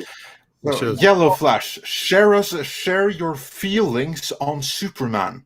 I don't have the full quote. I sent Tom some of it just to show he did say it. This guy is a piece of shit. He's been writing all kinds of race bait shit for a long time. He wrote Captain America. I think he's still writing Captain America, actually. But it's no accident that this dude's writing all of these characters. This guy's a scumbag. In his memoir book, I don't know the name. I'm going to get the whole. I have the whole quote somewhere. I'm going to have it for tomorrow. This dude talked about how he was in New York and he saw the towers get hit, and he couldn't feel bad because hundreds of years ago there was slavery in the streets of New York, and all of those first responders. Are you fucking serious? I swear it's true. And he's like, all those first responders rushing to their death. He basically said he felt joy and he didn't feel any emotion for it. They were getting what they deserved. He's a piece of shit scumbag. And it's such a slap in the face that this fucking piece of shit is writing this character. This movie, fuck this movie. Fuck Warner Brothers for doing this too. A bunch of steps back after that show we watched, and now we get this announcement. This is bullshit. Can we get the hashtag fire Ta-Nehisi Coates trending? Well, no, because not enough people will spell his first name right. Well, not just that. He's yeah. I mean, in Yellow Flash, you were one of the guys who came out to me, and I'm like, well, if he says it's good, I gotta check it out, because like Jeremy and a few others were saying it. It's like, you know, and Mr. H, who was in the chat earlier, said it too, and so like, and then Andre said at the beginning of the show that new show is good, and they're throwing all that goodwill out the window.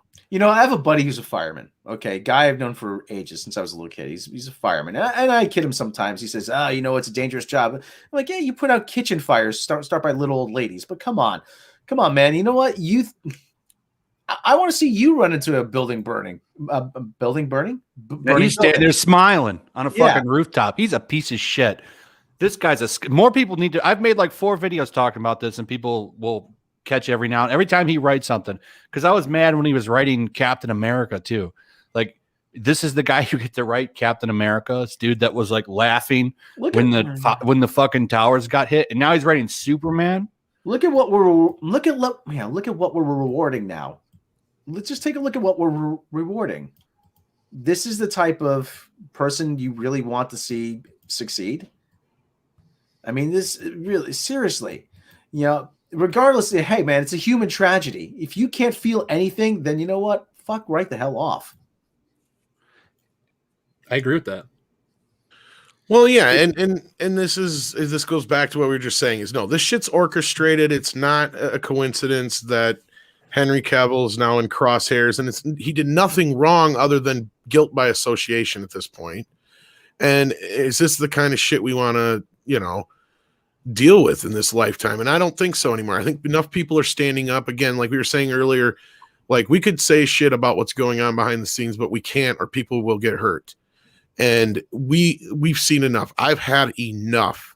I don't know. I remember exactly how I put it to Andre, but like, if KK is ready to burn this shit on the way out, I'm ready to burn this shit on the way in. I've had enough.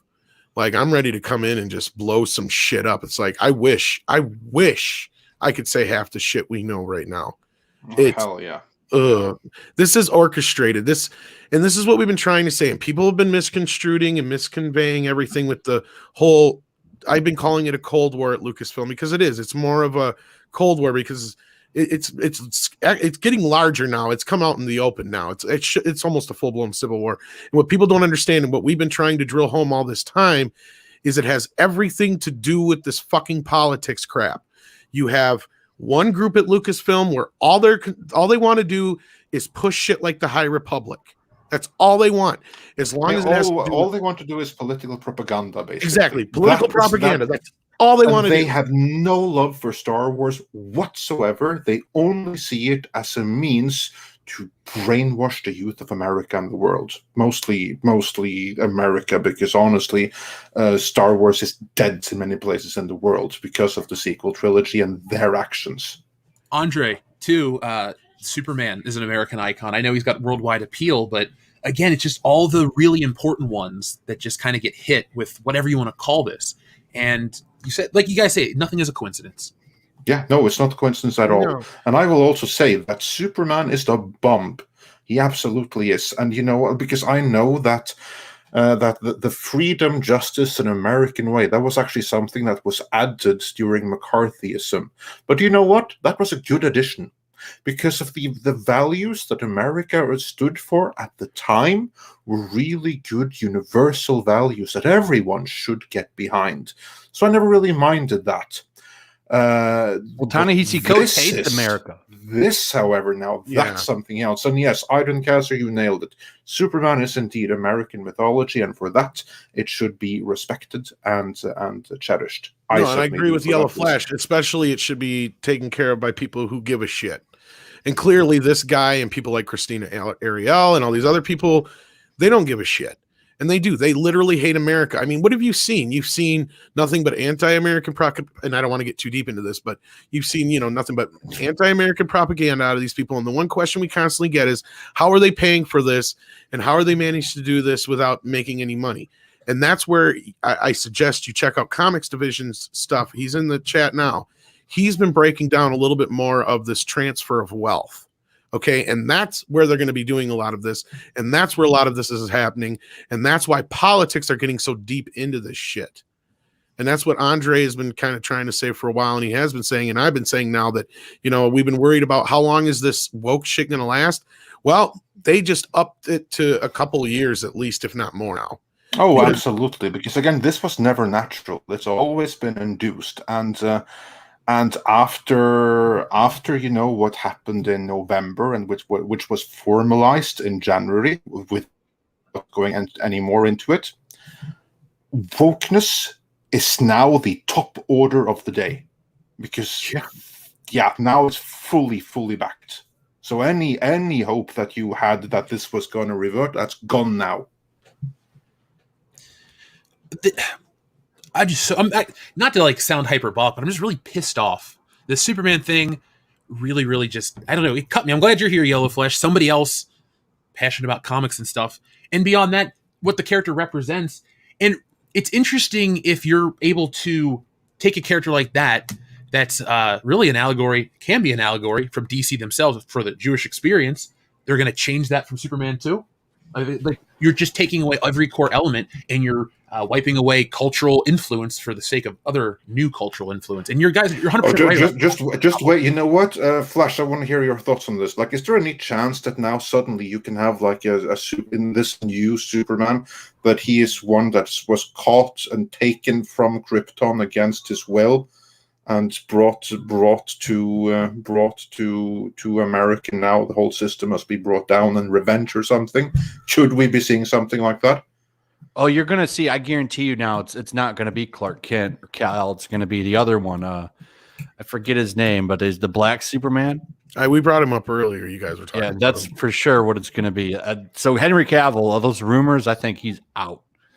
Like he's not. Oh yeah. Well, I don't think he's ever absolutely been back. That's the thing, is he didn't have any more contract left, I don't think. And I know that AT&T was pushing for him to come back, but I don't think Warner's is interested.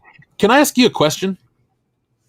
All of us talk about how the Chinese market has pushed away John Boyega on the Star Wars poster and how they've treated specific things.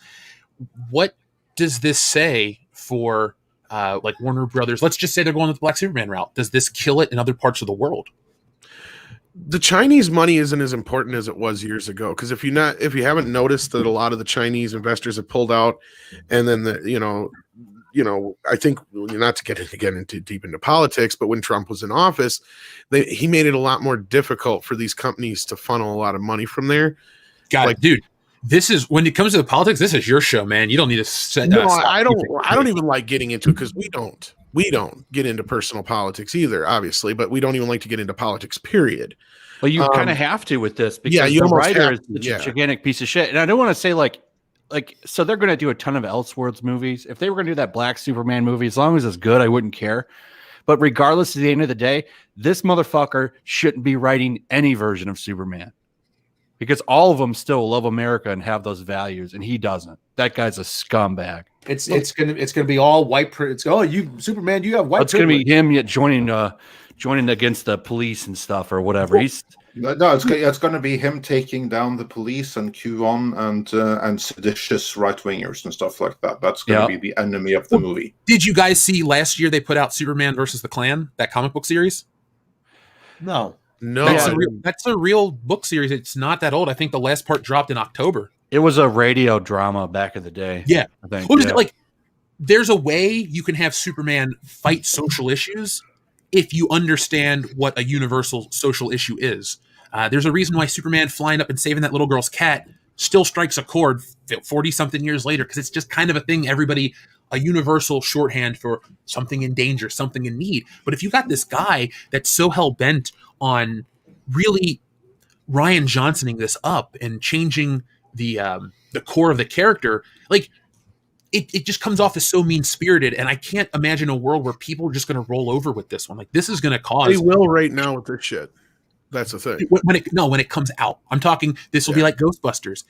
There's something to be said about the old seminal franchises. There's so many old school fans, and there's so many people with money that will drop it on these things. And like, when it comes down to it, they can't afford to alienate those people. Like, they'll tell us they can afford to alienate shit, but with all these weird precarious things hanging in the balance of HBO Max, streaming services, what we're going to be able to use for rights in the future, like, you're basically building a house of cards, and this is a huge fucking weight that you put in the middle and kill it. Like, not only that, they're again, this is the typical shit they do. They're repurposing a story that already had elements in it that they could have just exploited, as it were, because, as we pointed out, first of all, it's a Moses allegory, but at its true core, Superman is an allegory for the immigration story in that era.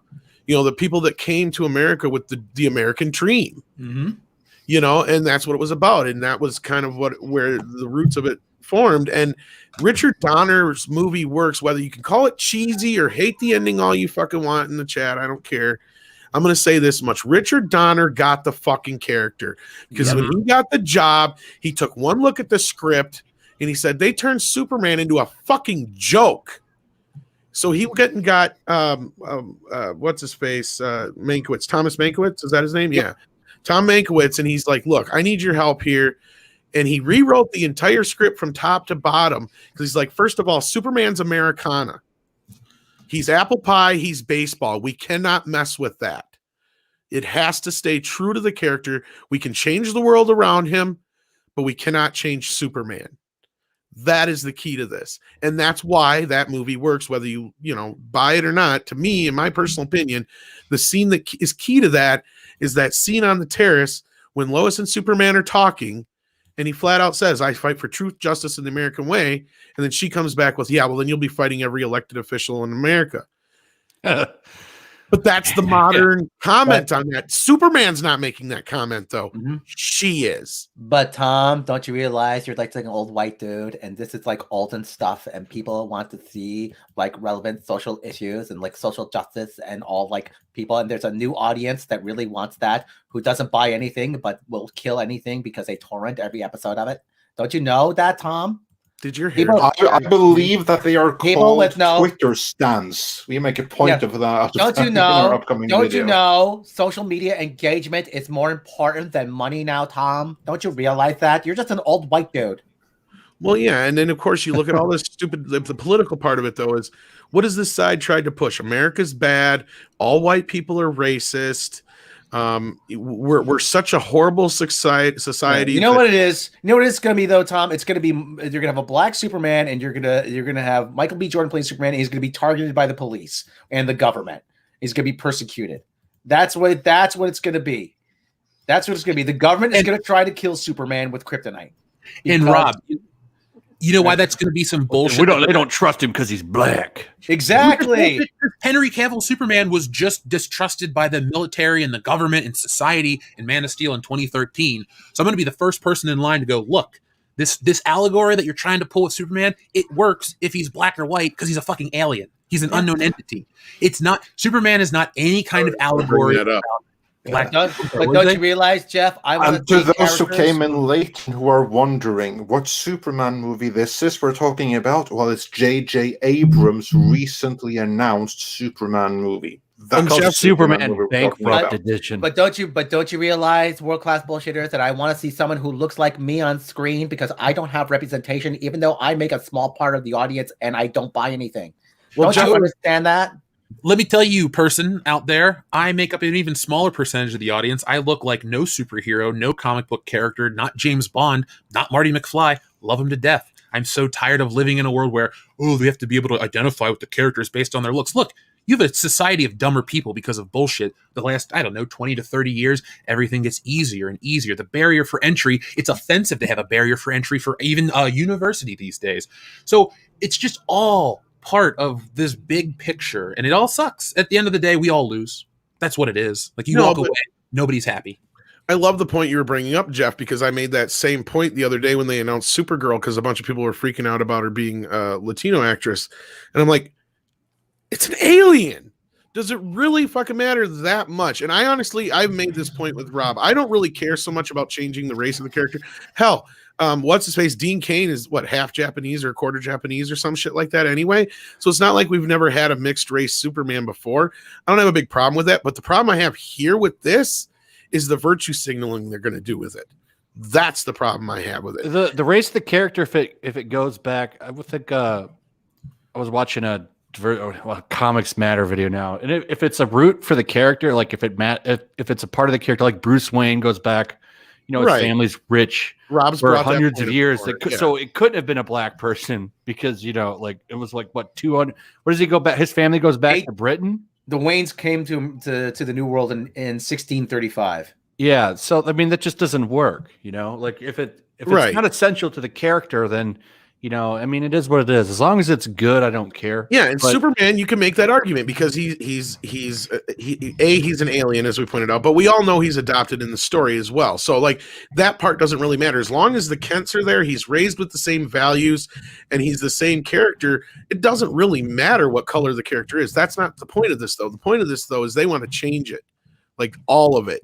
That's the problem I'm having. In which case, why not just make a whole new character? Yeah, it's not being done with like good reasons. It's But just don't being you done, know it's important being done to have... be woke and to make a bunch of people on Twitter happy and to social engineer shit. That's what it all is. Right, and that gets us back to the main topic, which is Star Wars, because this is the same exact thing that's happening at Lucasfilm. What you're seeing over at AT&T against Warner Brothers is the same thing that's happening over at Lucasfilm indoors there, and what you have is people that were either just not on board with this idea to begin with because they don't give a shit and they want to tell Star Wars stories, or they've been with the company long enough that they're, you know, whatever. They've gotten to this point where, you know, there's this group that's like, you know, we just want to tell Star Wars stories. We don't give a shit about all this other stuff. But Kathleen Kennedy and her crew, nope, that's not the case with them. They're doing this thing that we're talking about now with the Superman deal. They are in there trying to orchestrate this entire thing from the start, as Andre will probably take us back around to now. What does a gambler do when they're on a losing streak? Double down. They double down. That's exactly what they're doing. Speaking of doubling down, we have some Star Wars stuff we're going to cover. But before then, we have a couple of more super chats to run through. We're a bit behind, but that's because, again, to those that are just joining, we had the JJ Superman announcement just come. So Even obviously, we're going to have to spend a little bit time on that, regardless of what's in the thumbnail. Is we've been reporting this for a while was going to happen, right? Like, I'm surprised. We're still surprised. Did you know Ta-Nehisi Coates was coming on board? That part is the surprise. But I mean, we all knew that's the new bit. Superman. We all knew J.J. Abrams was bringing bad reboot in to fuck up DC. All these things aren't really new news. But again, it's just kind of like, the other part that you brought up, Yellow Flash, just kind of piss off, especially after the Lois and Superman. This is the last franchise left that J.J. Abrams can fuck up. Really, if you think about it. It's not. There's so many others out there. But this is just the latest in a long line. Yeah, well, this is the latest in a long. But I mean, but this is the opportunity we have though to finally say, look, you trusted this guy, and look where it's gotten you. He's fucked up Star Wars, he's fucked up Star Trek, and now he's fucked up Superman. He even fucked up Westworld, if you really look at it, too. Yeah, and Constantine. Let's not. Constantine. He's working on those of us that. who care about that. I mean, that's also in the works that he's going to mess up that big time too. Aren't they going to remove the religious aspects of Constantine? Is that that's what's been getting kicked around? I hear, right? Well, they're going to certainly shift it, because what we do know is that one major change is that he is now going to be Black or Southeast Asian, and that's the beginning of changes, not the end. So, what are they going to use? Buddhism? I don't know. I don't know exactly what's going to what they're going to be. Sufism, maybe. I don't know. We'll just have to wait and see. We just have to wait and see exactly what's going to happen with it, but it won't be. Let's just hope that they do have a nice surprise lined up for us in the Netflix series of Sandman, because that's the last chance we have of a proper Constantine. Yellow Flash is right though, and I'm not an overly religious person either, but I can see it. They have this agenda to also kill anything that has any religious aspects as well. That's another. Yeah, that's been a thing too. Let's take all the anything with any type of reference to Christianity. Let's rip that off there too. Yeah, indeed. But yeah, before we get into Star Wars, we have a few super chats to go through. Mr. Anderson sent us 16 Norwegian krona of beer money, and he says, en øl til Einherjaren. Oh, tusen takk. And then he says, and keep up the good work, folks. Have him share. Indeed, I will. And Mill says, let's be honest, we all want an R-rated Addams Family. The Rubber Band Man says for $4.99, a lot of black kids were disappointed with Into the Spider-Verse as they thought it was a Peter and Miles team-up and too many spider people. Thunderstorm says this latest episode of WandaVision is good. Fat lot of the good that's going to do, though, with all the bad will against Disney and Marvel, and we'll get into that with the Star Wars Backlash. X Morbius says, Super Chat in support of saying, Darcy is annoying. So yeah, you have that too. Thunderstorm says, many don't like the latest WandaVision because it shows how evil Shield and Sword and Stark are. Epic. And Jeff, you were saying? Yeah, you were going to say something. I was just going to make a joke and say she is very annoying. I have very shallow reasons why I like to watch Kat Dennings, and I'll never hide it. I didn't mind her in the movies, but she was starting to get annoying in the episodes here. Are two of those reasons front and center? Yeah.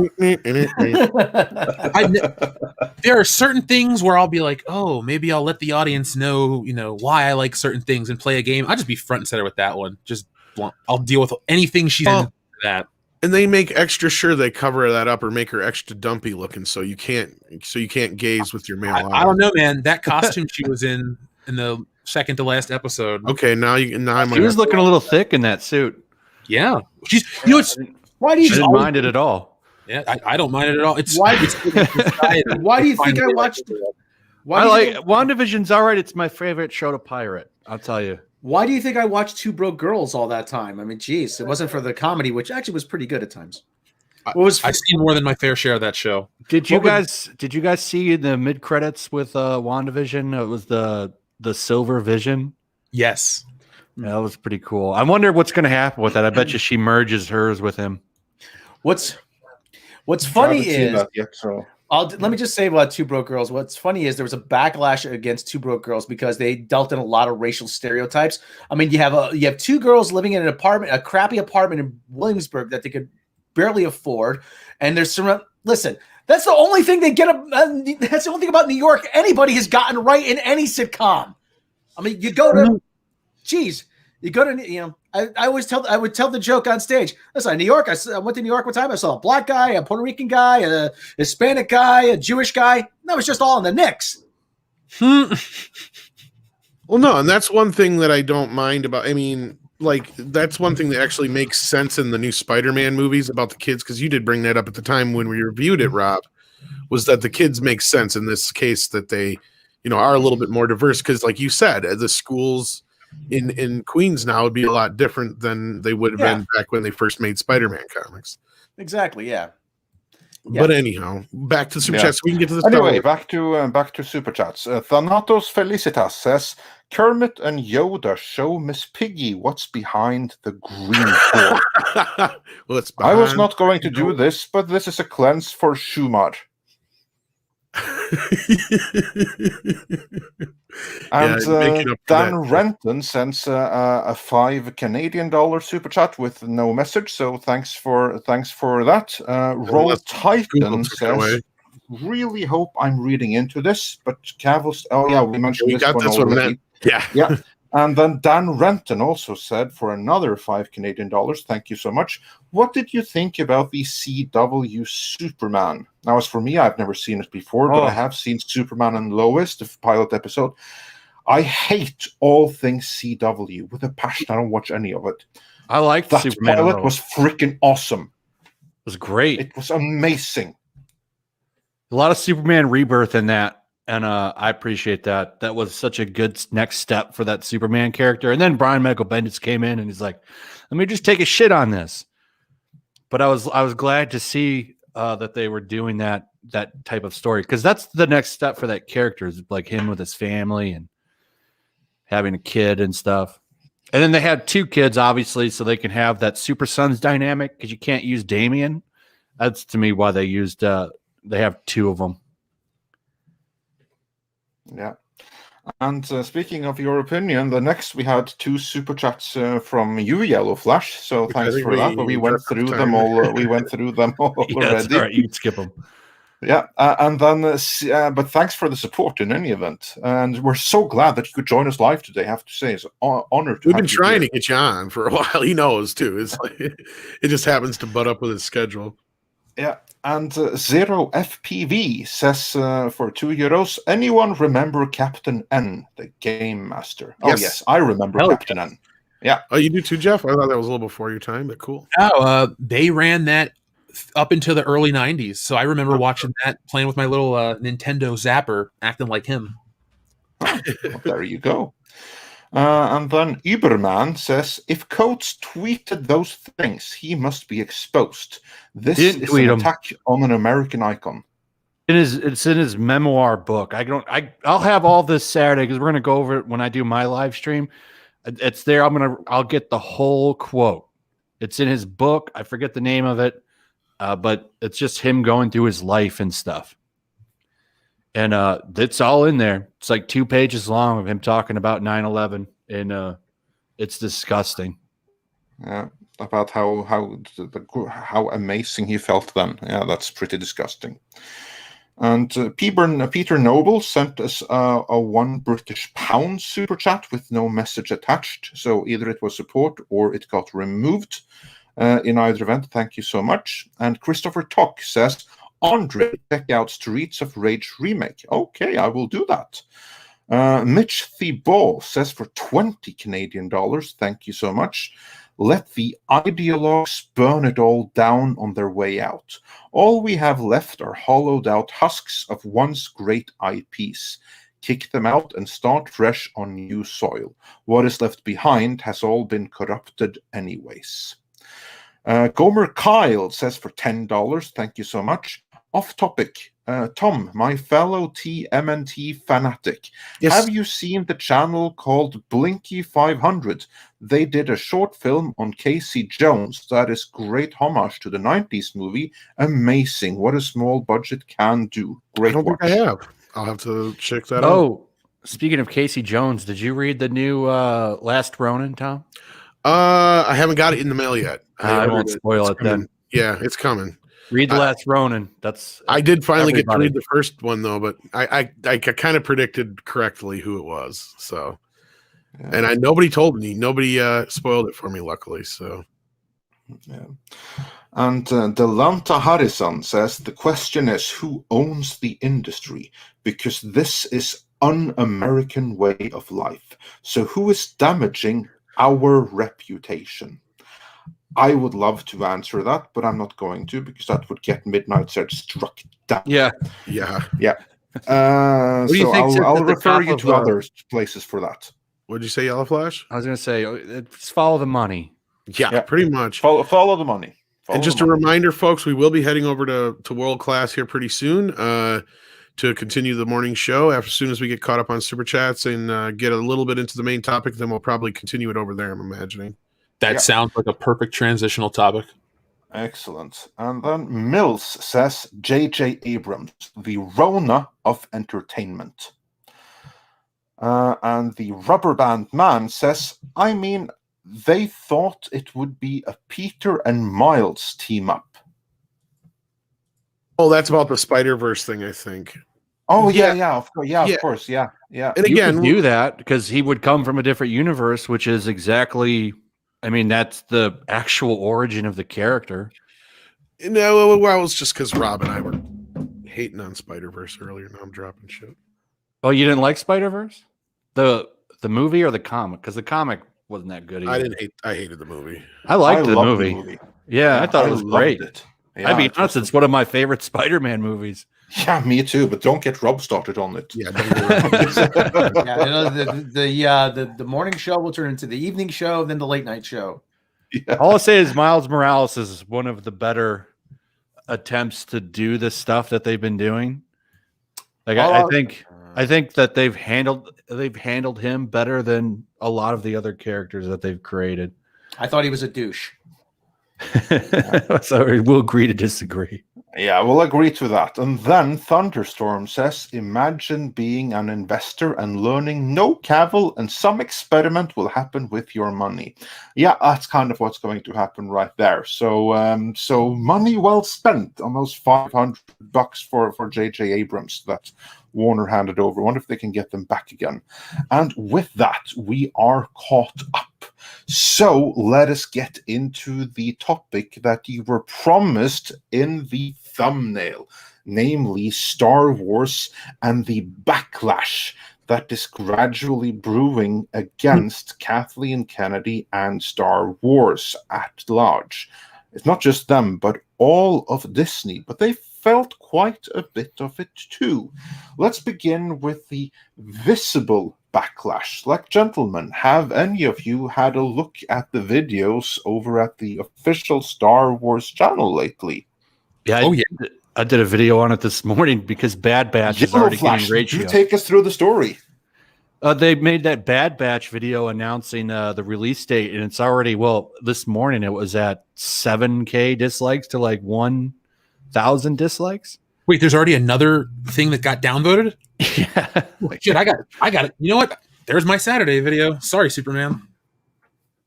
Yeah, it's already, and when they post on Twitter, everything, it's like, fire Kathleen Kennedy, bring back Gina Carano.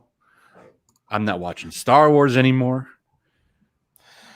Yeah, I saw that because that's the hilarious thing. Because first it was I also have to say to Mags and everyone else in the chat, yeah, it took a little while longer to get to it than planned, but hey ho, the Superman thing dropped. So yeah. But in any event, yeah, to begin with, it was the Oscar video of Kathleen Kennedy herself, where they had to switch off the comments because it was ratioed and hated on from here till infinity. And when they did that, then people instantly started moving on to the next Oscar video, and the one next to that, and the one next to that. And then, of course, people noticed that there is this Star Wars YouTube channel that has 2.3 million subscribers. Now, I can only imagine that many of those subscribers must be at Indian click farms or something like that, because we get far, far more views on our Star Wars videos than they get on any of theirs. Yeah. The funny thing, though, is, as you pointed out, Yellow Flash, the comments that they are getting in the videos that they publish right now. Because how many views did the most recent one, the one with the Bad Batch that no one cares about, get? What, by the time you checked last time? Oh, I don't remember. It was low. It wasn't high. Like, that's the thing. All of their videos, no one cares about. It's Star Wars Theory that guy's almost got as much subscribers as they do, and he gets way higher views. Yeah, let's see, it's at way higher views, and we have a fraction of their subscribers. It's at 38K right now. Yeah, and the funny thing is that, yeah, I went through the comments and I didn't see one comment, not one. I scrolled through it for like 5 minutes and I couldn't see one comment that was actually about the topic at the video or showing any kind of interest about the Bad Batch. It was all fire Kathleen Kennedy, bring back Carano, and also many quoting this amazing quote from Gina Carano. What was it that she said? That they are trying to destroy people with lies, but they can themselves be destroyed with the truth, or something to that end. So that's pretty hilarious. So you have backlash that way. That's one thing. And then, of course, you have like the larger backlash, which is against all of Disney, because every time they make an official tweet, something like that, everyone is now suddenly pointing out their, how shall we put it, their camps in China where people go to concentrate intensely. Catch my drift. So many people are now much, much more aware of the double standards of Disney than they were just 2 weeks ago. So I submit that the fighting of Gina Carano was something of a watershed moment. Not just her going with the Daily Wire, that only like dots the I, but just that is something that I think really caused a lot of people to wake up to the insanity. Yellow Flash, do you have any thoughts on that? I just think it's great how much this has burned down Kathleen Kennedy's Star Wars. I don't think that they knew that this was going to happen. I didn't think that they thought that they were going to get the backlash that they've been getting. They thought it was just going to roll over. I think they seriously underestimated how many people love her. And it's funny, they should have known that, considering how well her merchandise sells and the interaction that she gets on Twitter. And they didn't bother to track that. They just tracked that hashtag. Well, let's Jeff, just say your that thoughts on. Yeah, don't carry on, Tom. people knew how popular she was, and that's one of the reasons why she had to go. What gets in the way of that? Gets in the way of that argument. They're all a bunch of women haters. Yeah. You know, How can't can say we- that. Oh, how can we hate women if we love Gina Carano? Well, not just that's kind of part of it. Is she's not Ray. Exactly. Thankfully. Jeff, your thoughts on it? Well, you get what you deserve. The Gina Carano firing and the entire situation that follows and everything actually beforehand, because like I've said on the channel, her firing was really the end of that story because this had been happening for many months, all the people going after her, and this is how that one ended. But now that this is happening, this sparks a whole new story. And in many ways, Gina Carano's story is the catalyst, actually the first act to a much bigger story. Now, I'm not surprised because you have spent how many years? 7 years having the Star Wars audience, splitting it is what I meant to say. When you do more and more adversarial, stupid things, you keep diminishing that audience. We know through fucking proof from official license holders, there was no demand for these characters. Funko, a toy company who's bullshit, but they even said The Mandalorian is its own license and it's way more popular than Star Wars to the point where it's cataloged differently. This was their shot. This was their thing. They literally ended on a high note with Luke Skywalker showing up and everybody's mouths were agape. Everyone was so on board. Really, Star Wars kind of felt like they had apologized to us and everyone's like, all right, cool. We're good to go. Then this. This is like you had a bad wound. You put a little salve on it. You try to cover it up. All right, cool. And then somebody comes up and rips it off. That's what this is. This is going to follow them forever. Like I said on the show last night, and I don't think it's hyperbolic to say there will never be another official Star Wars comment section anywhere across the internet that won't have someone calling into question Kathleen Kennedy's abilities as a terrible president of Lucasfilm or bringing back Gina Carano or something that went down. This is forever. This is a scar. This will always be on the Star Wars brand. Jar Jar Binks, everything else has now been forgiven. Rey, by comparison, has always been a terrible character. But she'd always been this representation of what they wanted to do with Star Wars, and they finally got something that fit every box they were trying to check with Cara Dune. But Gina Carano, they didn't like her personal life, they didn't like her personal views, and so they basically shot themselves in the foot, spending so many years trying to get what they want. They got it, took it away. Fans are pissed, and it's done. This is a forever thing. Yeah, indeed. Well, it is. and I don't know if it really would have mattered who played the part. It does in a sense that we like her, but I'm saying whoever was going to be the most popular woman over there that wasn't Rey, I feel sorry for, because we also know that Gina wasn't the only one they've gone after so far, as we've spoke about, right, Andre? Yes, indeed. But carry on, Tom. And then Or I'll take Rosario that. Dawson, of course, was one they were gunning for a while, and now they're back on. They still are. Not just her. They're gunning for everyone that's associated with John Favreau. Because here's like the thing, and this is something that we are going to dive a little bit more into in an upcoming video. Vertical Horizon says the mask gives off. Yeah, because what we have learned from our sources, Treatise, Rumor, and all of those things is you know, like the song that's been like going viral, it was Agatha all along. Well, in this case, it was Kennedy all along. And they are the ones that have been orchestrating the entire cancel Gina Carano movement. They are the ones trying to get the same thing going with Rosario Dawson, and they're watching everyone else associated with Favreau as hawks. There are other targets. We're not going to say who they are right now. Yeah. So because it all goes back to there. And someone wondered, have we seen the Doomcock video yesterday? Yes, we have seen it, and we basically can confirm the information in it.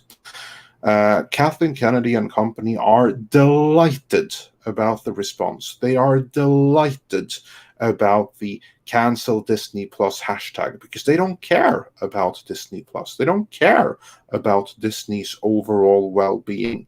What they do care about is their own messaging and getting that through. And if they have to burn the entire castle down to get it, then that's a price they're very, very happy to pay. Because what they are trying to do is to make it look to Disney higher-ups that look at all this drama that you have gotten from Gina Carano. She's one of Favreau, so give us all of that money instead so we can continue our good ideological work. That's the game they're playing. But this gets us back to the backlash, because what we have heard, and this is still developing, is that Disney are starting to see through it. They're starting to recognize that it was, in fact, Kennedy all along. So she's now starting to get some kind of backlash from Disney and even within Lucasfilm, where you have other people that were on the sidelines or even in her own camp that are now starting to think this is pushing it too far. So yeah, there's a question of how far they've gone. I can't speak for in her own camp part, but yes, I do know that one of the things that has been going around is definitely been it's going too far. And these recent videos are a big, huge wake-up call, like Andre said, because people were looking forward to the Bad Batch. The Clone Wars cartoon has a very big fan base within the Star Wars fan base. Yeah. And if the Bad Batch is getting, and that was one of the things that a lot of people were like hyped about before, remember? If that's getting downvoted that bad, you can believe Disney's noticing. Oh, yeah. You know, there's a certain charm that comes from the Clone Wars stuff, because for me, at least personally, it's what validates the prequels. And you have so much goodwill towards prequel extensions and stuff like that, because the people that grew up with it, aka technically me, we're of that age where we're going to look back fondly on it and then, you know, see this nice continuation. And this was almost guaranteed money is what I'm trying to get at. Like the Clone Wars was kind of one of those things where it's like, oh, sure, it's a hit out of the park no matter what.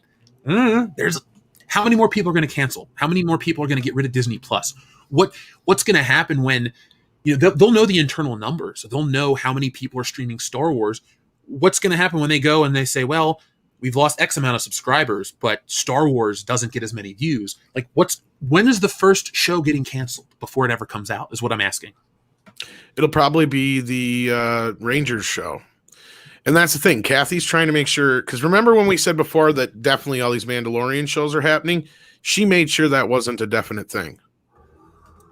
Like, that's the thing that's going on here. And it's sad. It's all about this stupid bullshit with them trying to shove their politics into Star Wars and all the other things that we've seen in all the other franchises.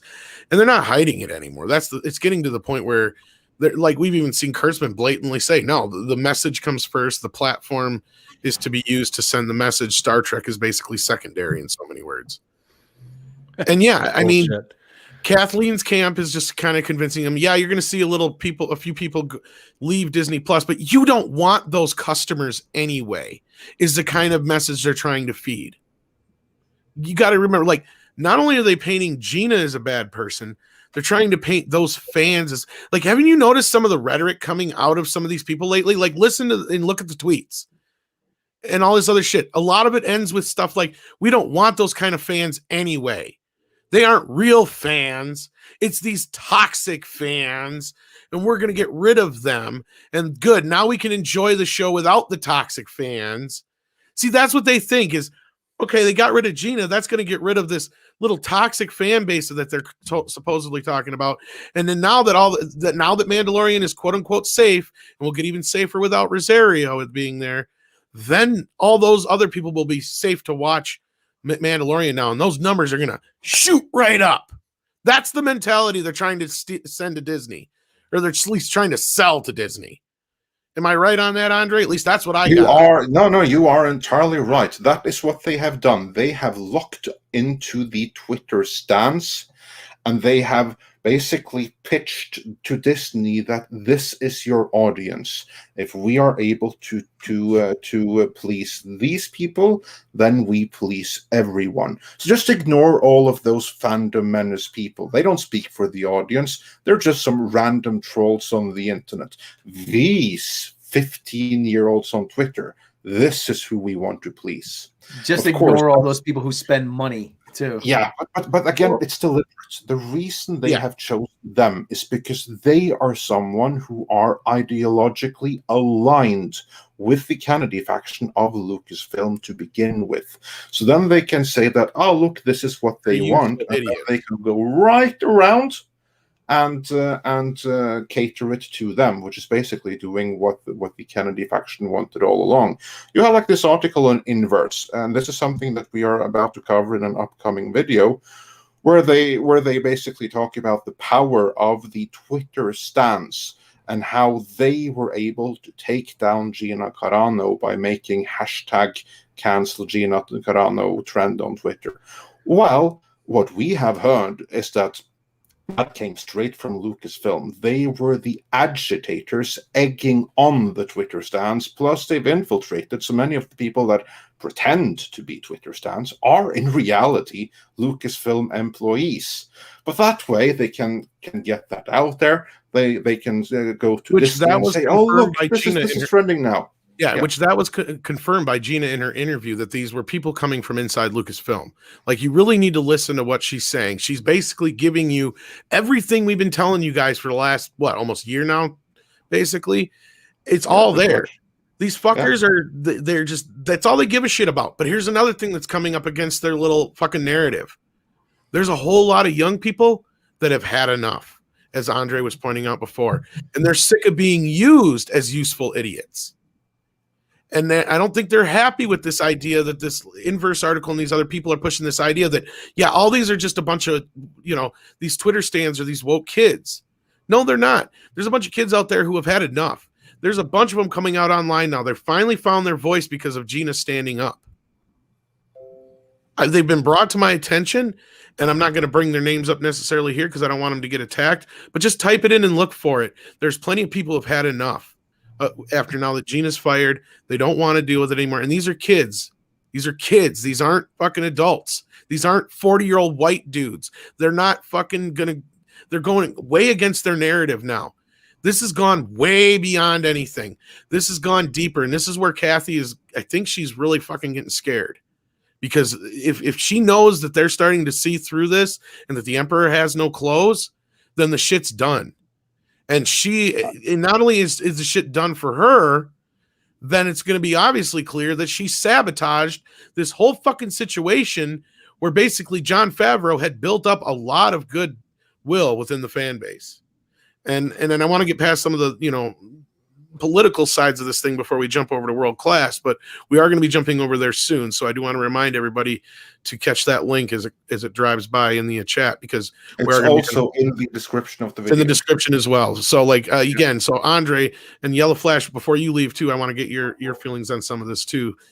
So go ahead, you two, and take it away. I'm going to shut up now. So. I haven't heard any of this. Yeah, Yellow Flash, just want to have your thoughts on this and Jeff's before we to all transition over there. I haven't heard this about the they're happy about that hashtag and stuff. Oh, they're delighted. They're delighted by it. Because as Doomcock said, that those that made that cancel, they played right into Kennedy's hands. This is true. You know why? Because she's going to say, look, all of this is because of Gina Carano, and she was one of Favreau's. It's his fault. Blame him. Give me his budget. That's like I said, they're basically playing up this idea of, look, you're losing all these customers. Those are the customers you don't want anyway. You're going to get so many more new ones once we do this. I'm serious. You have to be a complete idiot though to believe her. Like they did for fucking 3-4 years, man. I know. That's why I can't believe that she hasn't been fired yet. But they've also kind of been in a hard spot, because if they fire her, what's going to happen? the media is going to jump all over Exactly, it. and They that's say, "Oh, sexist Bob Iger, sexism, and all Disney taking strong women down. They can't do this. Why would they go back and look? Go back and look. And all the also, alt-right then you trolls. have the Twitter stands who they control, and everything that they're going to get trending again. Cancel Bob Iger, cancel Bob Chapek, cancel Disney, cancel Star Wars. We love Kathleen Kennedy. All of that stuff is then suddenly going to be trending. Yep. And go back and look at the stories right after cancel Disney came out. They were trying to basically paint the narrative that these people aren't really, there's not that many people canceling, and the ones that are just these alt-right trolls. Like, that's basically what those stories were trying to put out there. And I mean, Andre's heard tens of thousands of people. I've heard more than that have canceled. It's enough to make Disney notice. It's not enough to slow down Disney Plus, period, but it's enough for them to notice. It's not normal. So that, in a nutshell, is the brewing backlash, because this is just beginning. Because I don't think that anyone anticipated just what kind of a shitstorm they started with the canceling of Gina Carano. No one knew what they were in for. Everyone thought, it'll be forgotten by the next news cycle. Goliath didn't realize it just kicked Davey. That's what happened. Yeah. And we'll get into more of that, I think, over on World Class Bullshitters, because then we can kind of get more into the Gina Carano. Yes, indeed. What we're going to do now is that we're going to go through the remaining super chats, and then we are going to transition over to World Class Bullshitters. So before you guys, Jeff, what were you saying? I'm just going to jump out and start my show while you guys are reading super chats. Okay, so go ahead and do that. Jeff, wait. The first one is for you. The first super chat here is for you, so you can't jump just yet. Because Almanuel0311 says, for Jeff, who is Dion's favorite Space Marine Legion in Warhammer 40k? And who is his favorite Primarch? Praise the Lion. You'll have to ask him. He wasn't on the show last night. He'll be on the show Thursday, so you can ask him specifically.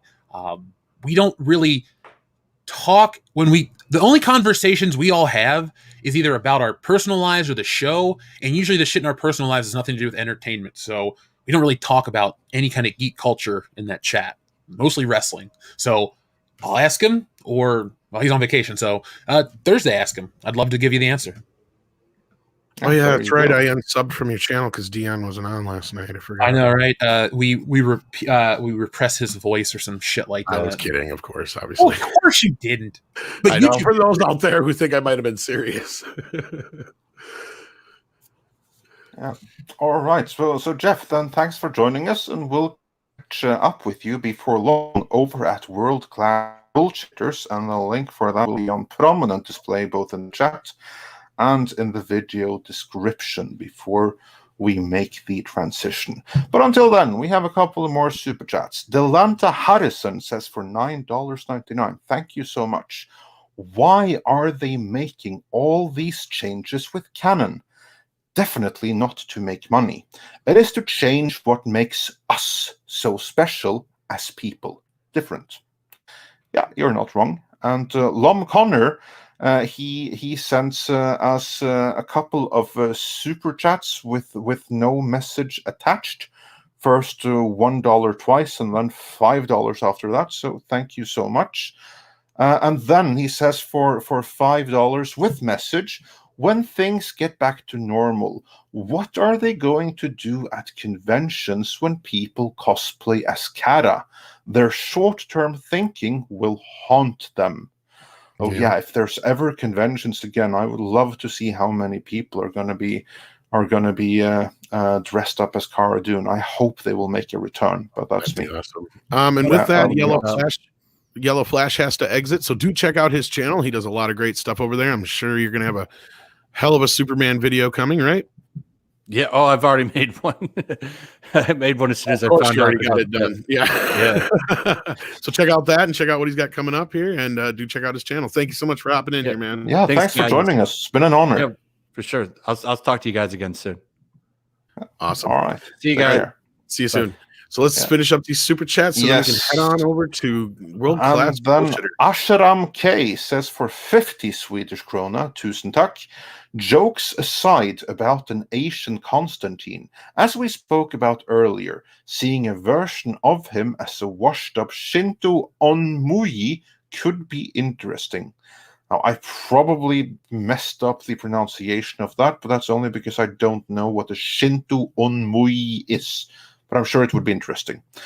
And then Valiant Renegade says for $5, downvote all the KK stuff. Great. But in order for Iker and Chapek to get the right message, don't downvote Filoni and Favreau stuff. Use a rifle, not a shotgun. Yes, I agree completely. It's important to be selective in your boycotting. Praxium says, I understand that this is likely an attack on Favreau and the Mandalorian because it's successful, but why haven't Chapek or Iger stepped in? Yet that is the question, and they both look worse for every single day that this is allowed to continue. Stephanie Yanisek Smuggler's Cantina says, hashtag Team Favreau, support John Favreau and Mando. Absolutely. Mill says Kennedy's contract is up for renewal in August. Okay, so that's the time frame. That's going to be interesting to see what happens. And Stephanie Yani says, Smuggler's Cantina says she's daring them to fire her. They should do it. Yeah, I agree. Do it. And Ray Young 74 says, Dalenda Disney Star Wars Est. Dalenda Disney Star Wars Est. My Latin is a little bit rusty, so I don't quite know what Dalenda means, but do let us know in the comments. Praxium says, we need Colonel Frank Slade to take a flamethrower to that place. And Andrew says, for £4.99, thank you so much, the only way to get rid of KK is embarrass her in front of her Hollywood peers, not via Star Wars only forums. Pride is the only thing she cares about. Yeah, you are so right. What is needed is basically, I think, for Disney to put out an absolute hit piece in the crates. For Bob Iger to come out and say that this is the most inept studio executive that ever lived, that we ever had in this industry. What needs is not us here, but it needs to be her peers in the industry completely eviscerating her in public. That is what's going to be needed. You got to tie her back to Harvey. Well, I don't think she ever really had anything to do with him. Well, still, though, by extension, Leslie Headland. That's just one. She can get rid of Leslie. That's easy. There's always somebody who can take the fall for her. No, but Andre's right. It's going to take the media to turn on her. It's going to take a few more important people to stand up against her before some of the other voices start speaking out. Because everybody's scared shitless. Not just of the... That's the other thing people don't understand, and I've heard a lot of people, and I understand where they're coming from when they're calling out Favreau and some of the other people behind the scenes. It's like, why ain't they said something? It's like, okay, first of all, there's the woke aspect of this and getting canceled. There's the other aspect of this that people aren't thinking about. Kathleen Kennedy is the single most powerful woman in Hollywood, period. There is nobody more powerful than her in Hollywood. And she could fuck some shit up for you, probably. Like, that's another reason why a lot of people are probably scared of her. Yeah. Oh, absolutely. Absolutely. But I don't want to drag this because we got to get over to world class. Yes, we do. So we have a few more super chats and about the Latin comment. There was a comment there.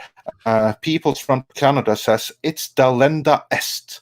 Then the name of whom you wish destroyed. Super chatter split it up incorrectly. Oh, there you go. And then we have Lucas Diaz de Freitas, who says, are these Star Wars Disney Plus shows one-shots or intended to have multiple seasons? Yesterday, I bet on Twitter on those cancellations, and KK lost their shit. Well, basically, some of them will be one-shots and some of them will have multiple seasons. It's going to depend from series to series.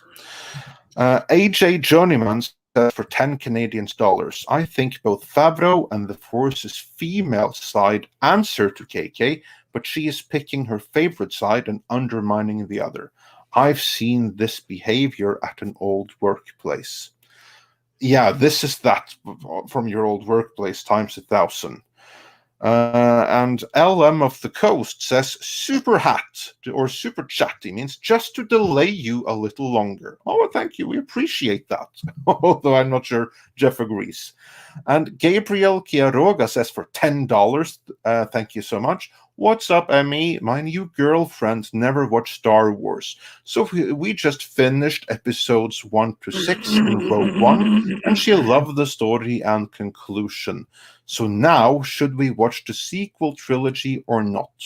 Well, you know what? In my opinion, if you made her watch now 7 Star Wars movies, now is the time for you to watch something that she likes.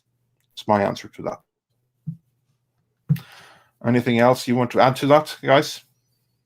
Nope, I'm good. Yeah. And then Ogochukwu Oraichu. I butchered that completely. I'm so sorry. But he said Shinto Onmuyi is a traditional Japanese magician or priest. So yeah, well then that's explained and clarified. And John Jenkel, PhD, says, can they sue KK for $1 billion for lost revenue and intentional sabotage? Well, that would be something, but I don't think they can. We should be so lucky, or they should be so lucky, rather. And then we are almost caught up, but we have 1 or 2 more here.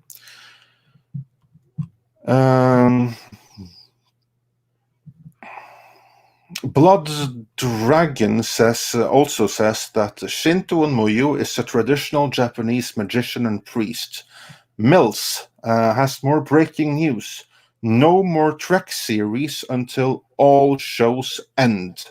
Yeah, this kind of goes off of something I heard yesterday that may be true, and that was that was going along with what I've been saying for a while now, is that Kurtzman has very little to nothing to do with Strange New Worlds. And once we get past the current shows, he may be OUT out. I kind of heard something like that yesterday from another area. So yeah.